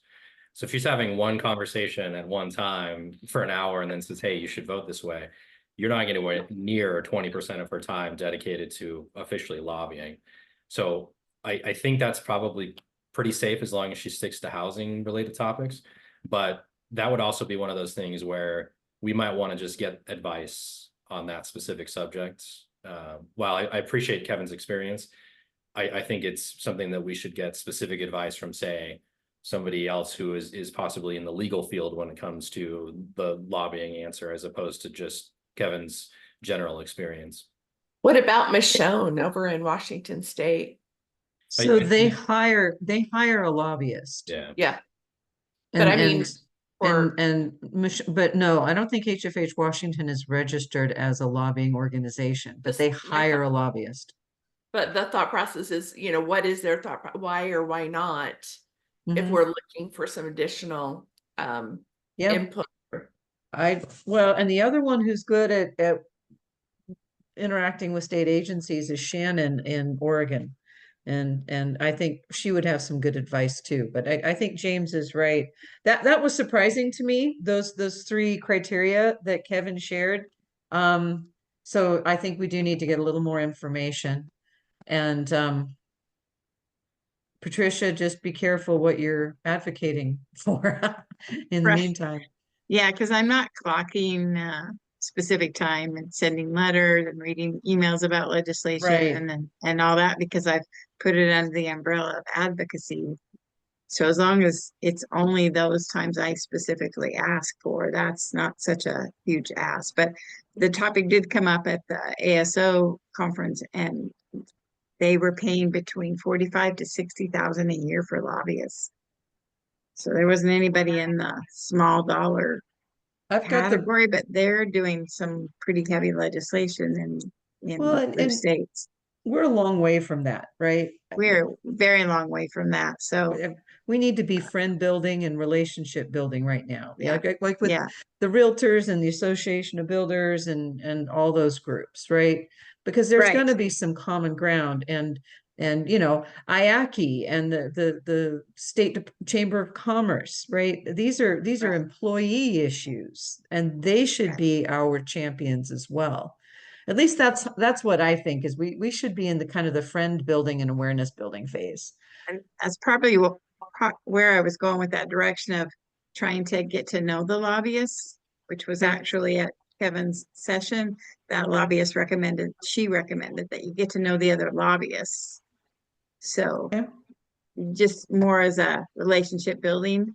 And that's what I thought. They're paying for it.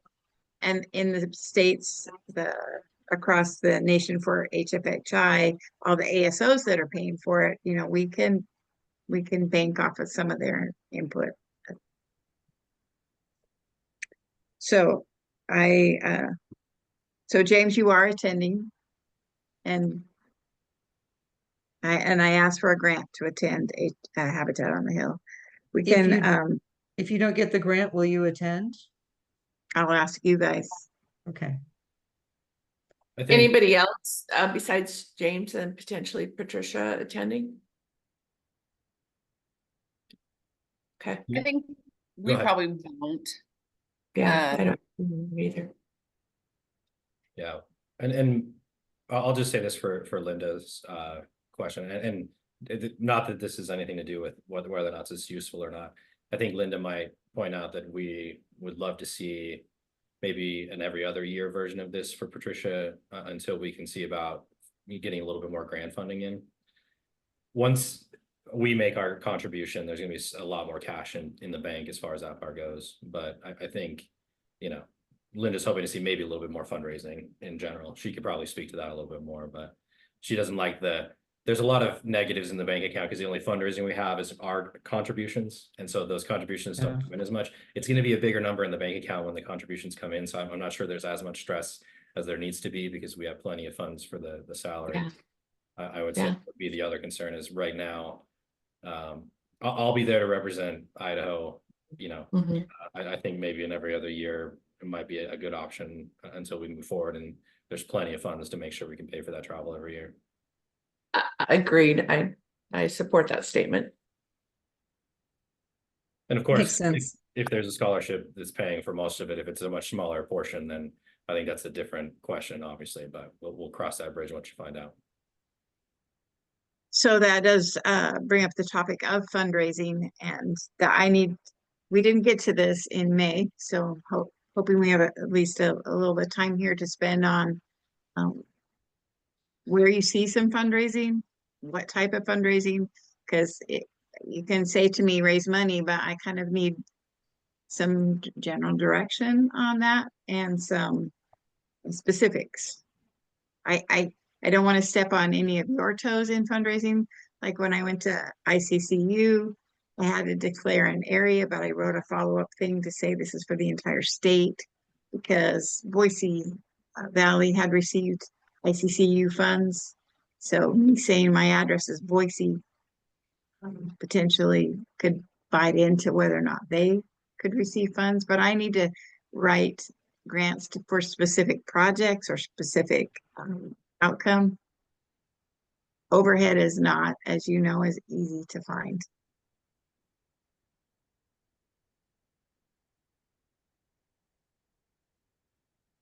One thing which I meant to remind us to ask Kevin, and maybe this is a better question for somebody else at the Idaho Community Foundation, but I know that one of the concerns is a lot of these are regional.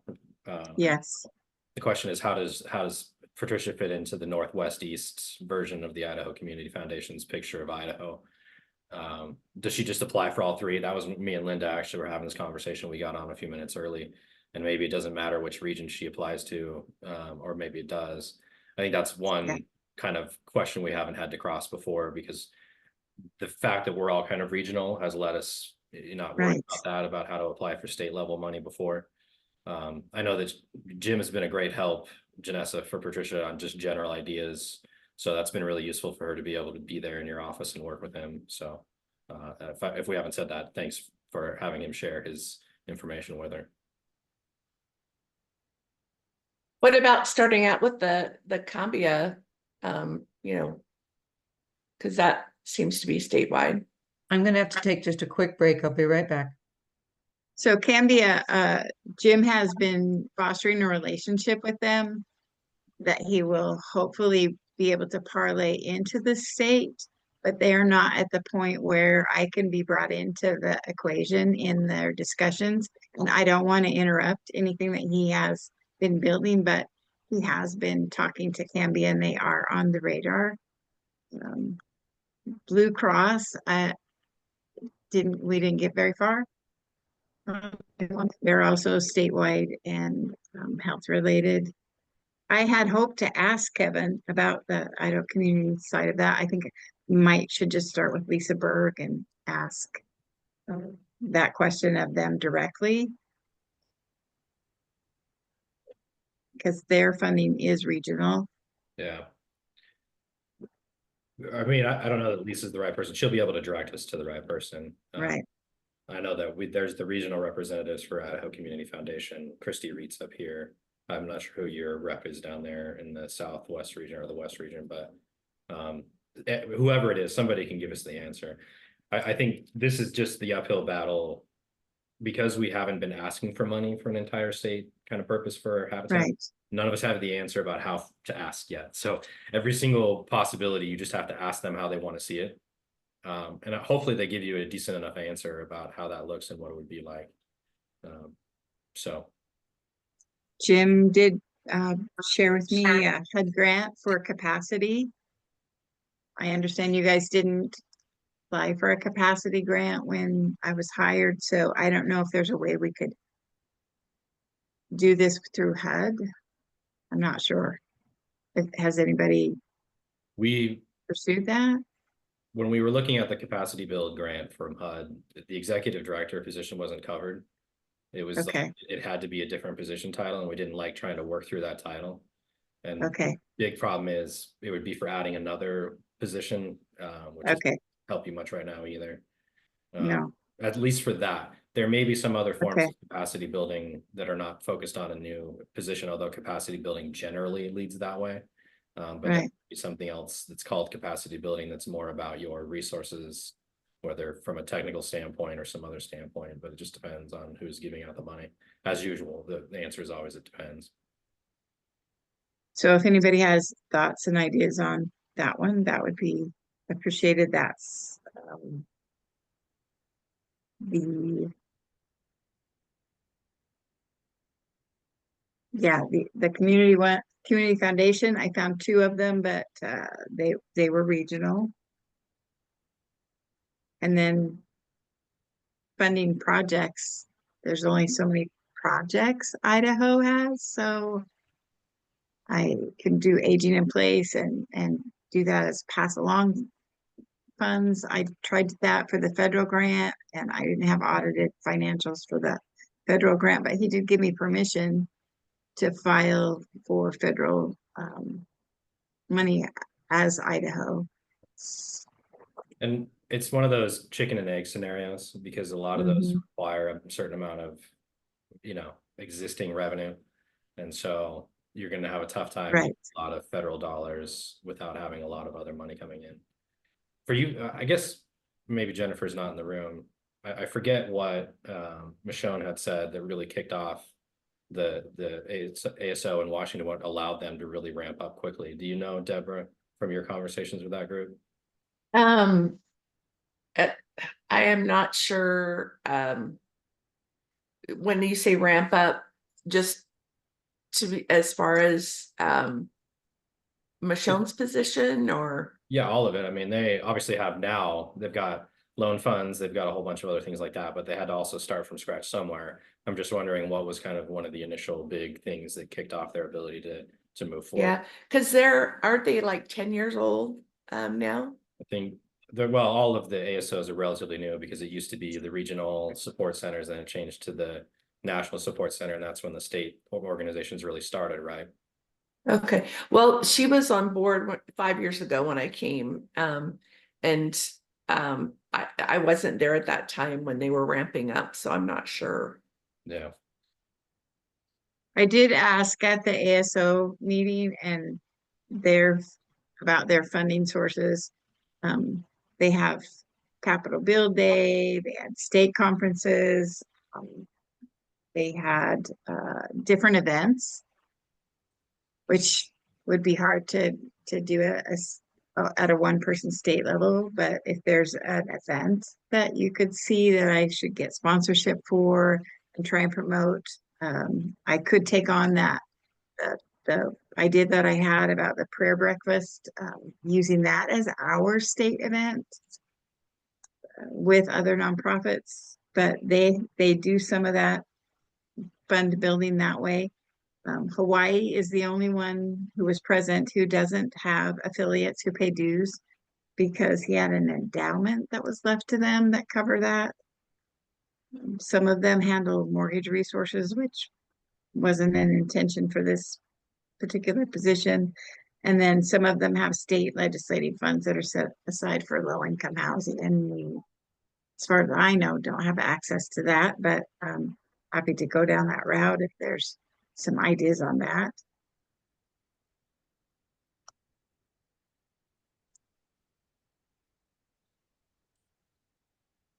What, does anybody have any thoughts as terms of finding funding to help us start putting our own, capital day, legislative day where we get to meet and greet and, spend some time with, our different, maybe as a group and then break out individually, for our areas.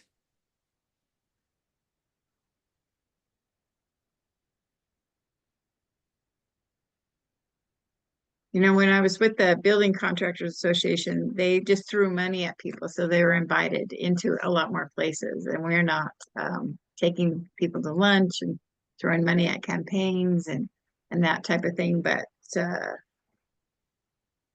I think relationship building on a shoestrings also a little bit trickier, and we need to decide how much of that you want. How much experience do you do? have with the grant station where he was talking about you put in what you're looking for and they pop out grants that you should look at? So I've gone through that. I haven't found it to be extremely helpful yet. I haven't found the foundations that are individual for that. I I'd haven't like found to anything. we have a legislator that's trying to, Ehart is a Republican legislator, and there's a woman named Miranda Marquette, and she has run against, this is her third try to become a state legislator. She is on my board of directors, so if the world comes together and she manages to actually win, we would have somebody who could advocate for us at the state level. So I think, again, we just have to sit back and wait and see what happens with this election, because trying to find a way into our state legislature is pretty. I did really like his idea of identifying our 8. And I would need all of your help to do that. But I think identify, like that Guthrie, that gentleman, I think he's out of, I want to say Pocatello, but I have to look. But identifying who our 8 would be a lot easier than, and still keep in touch with all of them, but I really try to identify who our top 8. What was 8? Was there significant in 8? He didn't say, he just said 8. So we could do 5 if we wanted to start out. Yeah, absolutely. 1 per affiliate that, it's per your area. Right. That's kind of what I was thinking. Yeah. Mhm. Yeah. And that would help me out too, to know who the friendlies are. I'll just call them that.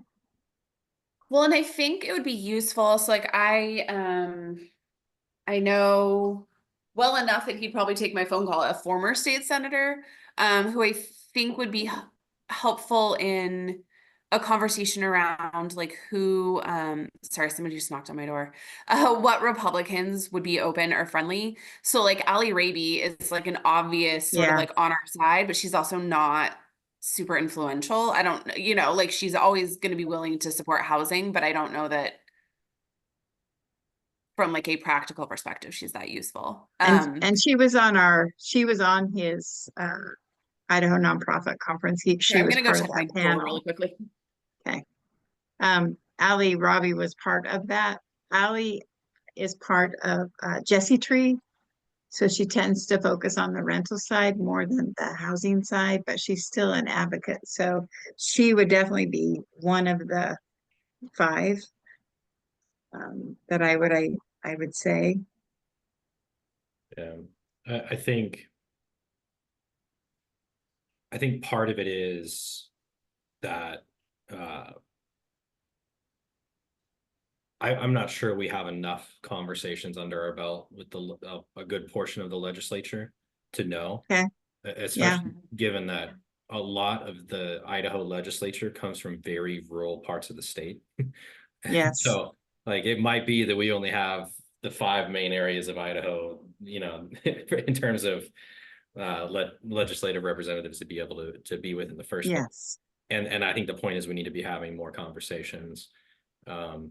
But I think a lot of that also has to come down to like we need to be a little bit more organized with each other on, if we're going to have those conversations, we probably want to try and get a state legislative priority, and make sure that we are coordinated on that message rather than maybe having 6 or 7 slightly different messages about what is important for Habitat. Agreed. And I was sad to lose Sage Dixon because I could text him. I can text Russ Fulcher, but it does do the same amount of good. But now Sage is gone from the area. I don't know about who his replacement's going to be, but do you know, James, any identified? Honestly, this is actually one reason that I'm hopeful that we'll get more organized. I have done a terrible job. I've been so focused on some of the projects we're working on that I have not spent a lot of time outside of our own, construction projects lately. So I don't have a lot of good information for you and insight No on the worries. representatives up here. I've had very little. I did meet again the other day with Jordan Redmond, and Jordan Redmond is generally interested, although I'm a little surprised in introducing the tax credit legislation. He Yeah, tends to be like a free market absolutist and doesn't particularly like intervention. So I was a little surprised he was Okay. even interested in introducing the tax legislation. I actually honestly expected nobody would be particularly on board with that anywhere in Idaho, but I need to do a better job. And actually that's one of my focuses coming up in this next year, is to get more involved with the representatives in this neck of the woods. and you mentioned the realtors. I do have contacts down here, so I haven't put a tremendous amount of effort in that, but I can add that to my relationship building. And the Chambers of Commerce and IACI. James, it shouldn't just be you, right? I think if we've got a priority that we're working, and sorry, I just stepped back in, so maybe you've all said this, but if we have a priority that we're working on, if it's this tax credit or something else, if we all have talking points, we can be reaching out too. Yeah, and that's you just walked in the room after the conversation. That is, we it would be great if we could all get together on a specific legislative priority for Idaho, so that instead of having different conversations at different parts of the state, that we are all kind of having that same conversation. So yes, Patricia asked me a question about the incoming representative that was replacing Sage Dixon up here, and my short answer was I haven't spent enough time on that side of it. But you're right. If it's going to work, it's going to work better if we are all working in coordinating on that type of action. I can say that the interest that I had from the letter that I sent out were, when I focused it on what this would do in saving Idaho money.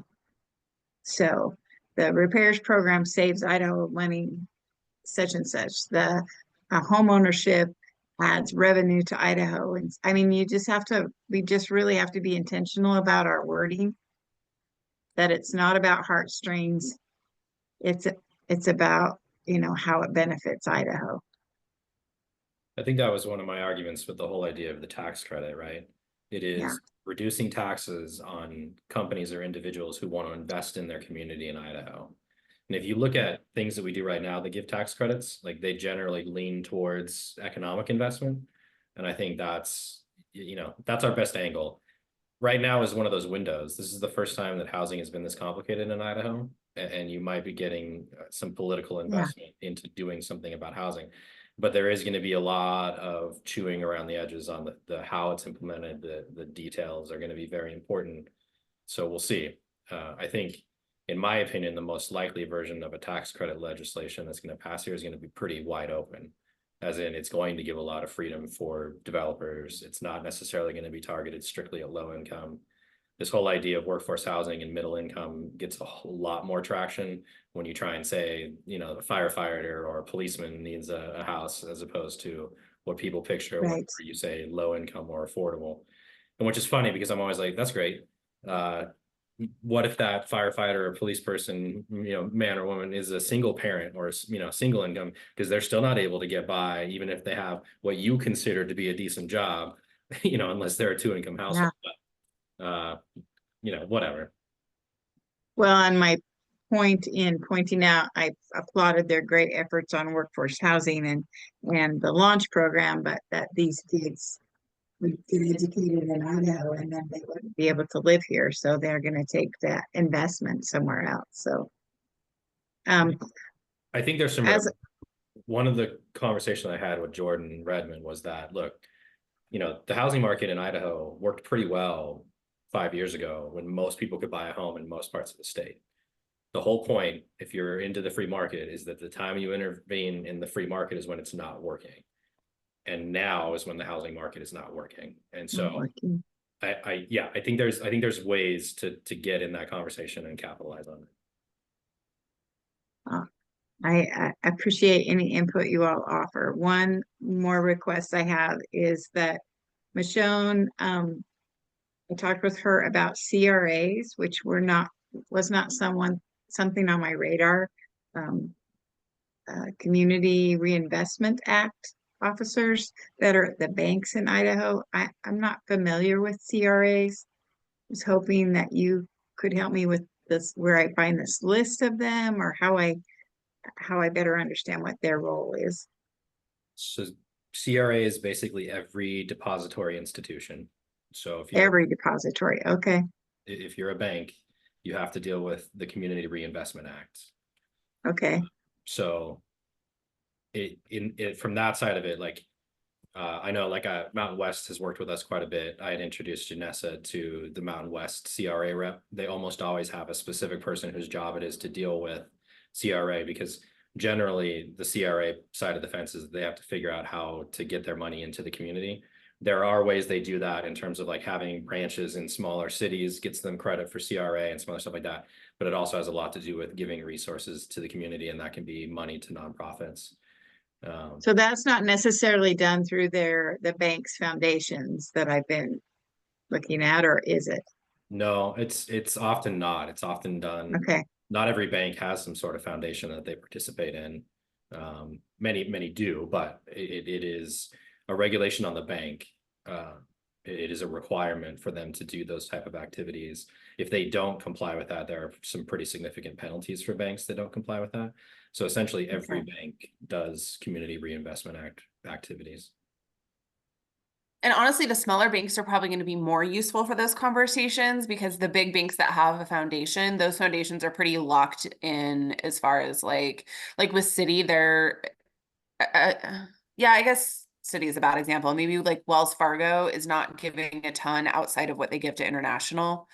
So they tend to be pretty locked into like how they're distributing that money. Whereas with the smaller banks, I think they have more flexibility in what they're supporting. Yeah, I mean, again, is that, go I'm ahead. sorry, is that stepping on your fundraising abilities for me to develop relationships with CRAs? CRA is not a thing. I mean, not a thing, but the officer, I with the meant banks, right. officers at the banks. So, I mean, I think this is something all ASOs wrestle with. One of the ways that they can get at this is be very clear about who you're approaching with all of us. And then I think any entity that serves the state as a whole, like one of the larger banks, Right. I think could potentially be fair game. And I think we need to ask, what are you asking for? Is it, are we looking for operations to, are we looking for a specific project or education? Or is it some way that you're going to be putting on a training to support the affiliates or Right. expand? Right. So I think there's different ways to slice and dice this. So I will share, we were just invited for the first time ever to apply to US Bank for their CRA money, and they provide operating expense support. I was blown away. And I would say US Bank is a large enough entity that it wouldn't give me any heartburn if our ASO wanted to go after that as well. And I could put you in touch with our contact there.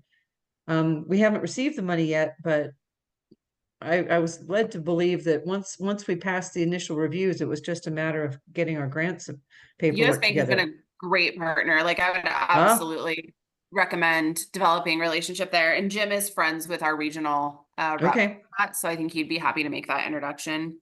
Okay. So none of you would, so it wouldn't be stepping on your ability. No, I think with something like US Bank, it wouldn't. With ICCU, maybe. I mean, I think the answer there is maybe. And I think that's like anytime, I share or Jennifer or, James shares our resources for how we're funding repairs or how we're running a risk. There's limited pools of money, but I think part of it is also deciding how do we want to support each other. We can hoard our information and make sure that nobody's ever biting off each other, but to Well, me, that's not the way I want us to operate. And so I think with some of this, like, yeah, there might be a risk with you applying to ICCU that Boise gets less. And okay, like okay, we'll just build relationship. but to be fair, any money that Patricia can continue to get could theoretically be a rebate in terms of the amount of money that we are contributing to the state organization. Sure. Oh, totally. Like, Yeah.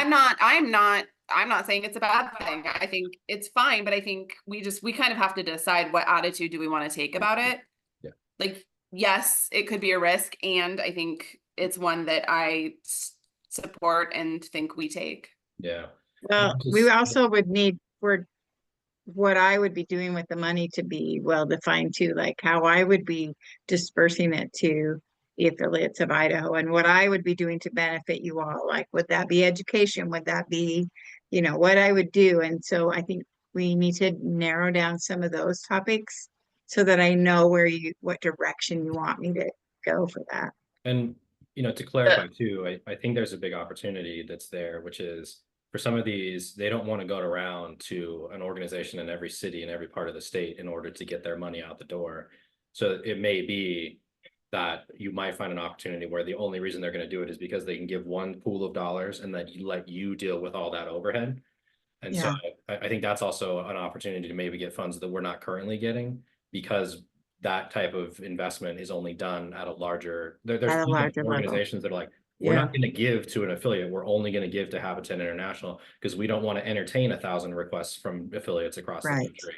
That does happen where they want to deal with a kind of over the, an upper level part of an organization. So I think there's room to have those conversations. And I'm generally in agreeing with Janessa. I'm not too stressed about a little bit of that exploring. If there's one opportunity that goes your way and not mine, it's not going to break my heart. I agree. Well, But and I just think let's be open and let's get that priority list of what you're asking for funding for, and then just be open about where you're applying.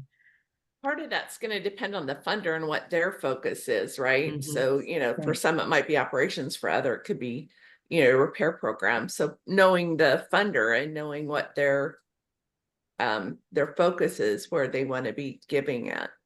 Yeah. Can I ask another question? Yeah. Jim mentioned Grant Station this morning. Sounds like Treasure Valley is subscribing to that. Would it make sense for our ASO to subscribe? And maybe that would be something that could be a benefit for all the affiliates, but specifically for Patricia? So I'm pretty sure, don't quote me on this because now I'm saying it and I think now I can't remember.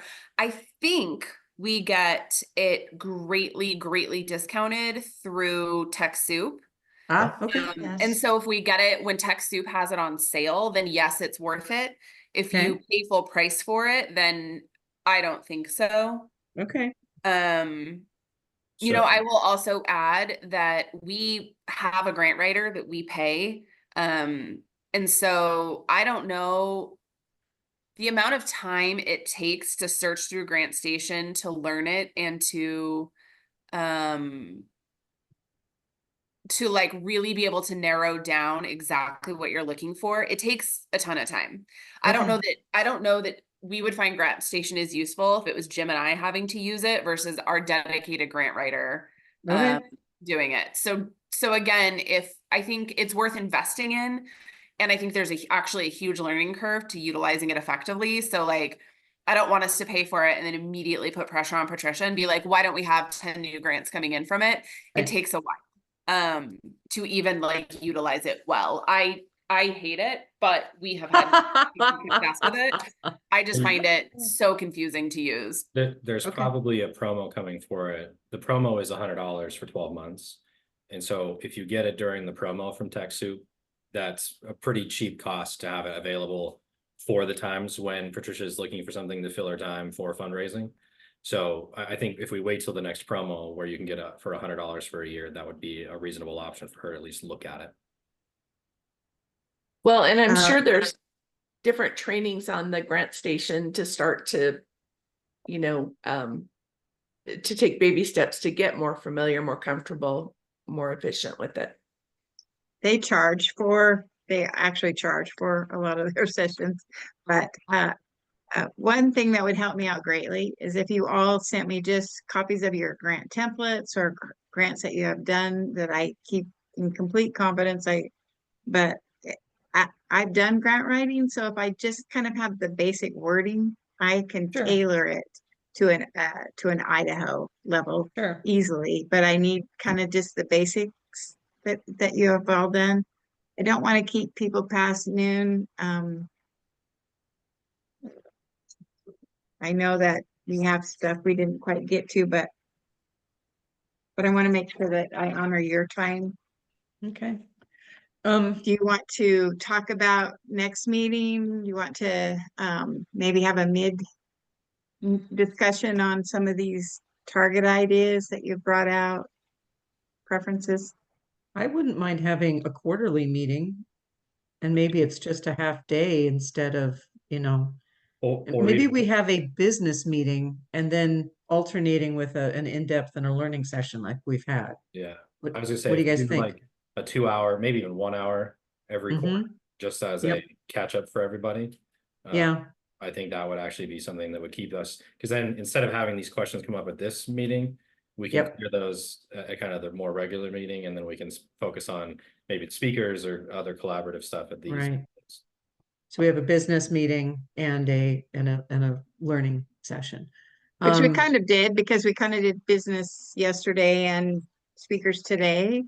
well, But Yeah, one of just the things I'd like to see us Go ahead. making some progress on is you're asking all the right questions, Patricia, and we need some kind of a strategic plan. And even if it's not an official Mhm. in-depth strategic plan, some kind of a priority list that Right. we've all agreed that this is where you should be spending your time. And I think it's great you've spent this past year just, getting your feet under you, making some contacts, getting to know international. I think it's all great. But I think it's time to kind of start to focus on, based on what you've seen, based on what we've seen, where do we want you to put your time and energy? And I had that work product for a strategic plan in May, but we didn't get to it. So maybe I'll just Right. send that back out as kind of a Sure. starting place. And then let's take a look at it in a quarterly meeting. So, yeah. If you'd like, so that I can tell everybody, the feedback from Habitat on the Hill, we could schedule it in late February for the next meeting. That's essentially Perfect. 3 months from now. I like that. I do Okay. too. Yep, I do too. Maybe How does like if Mondays in the afternoons tends to work, we could do the 24th, which is the last Monday of February.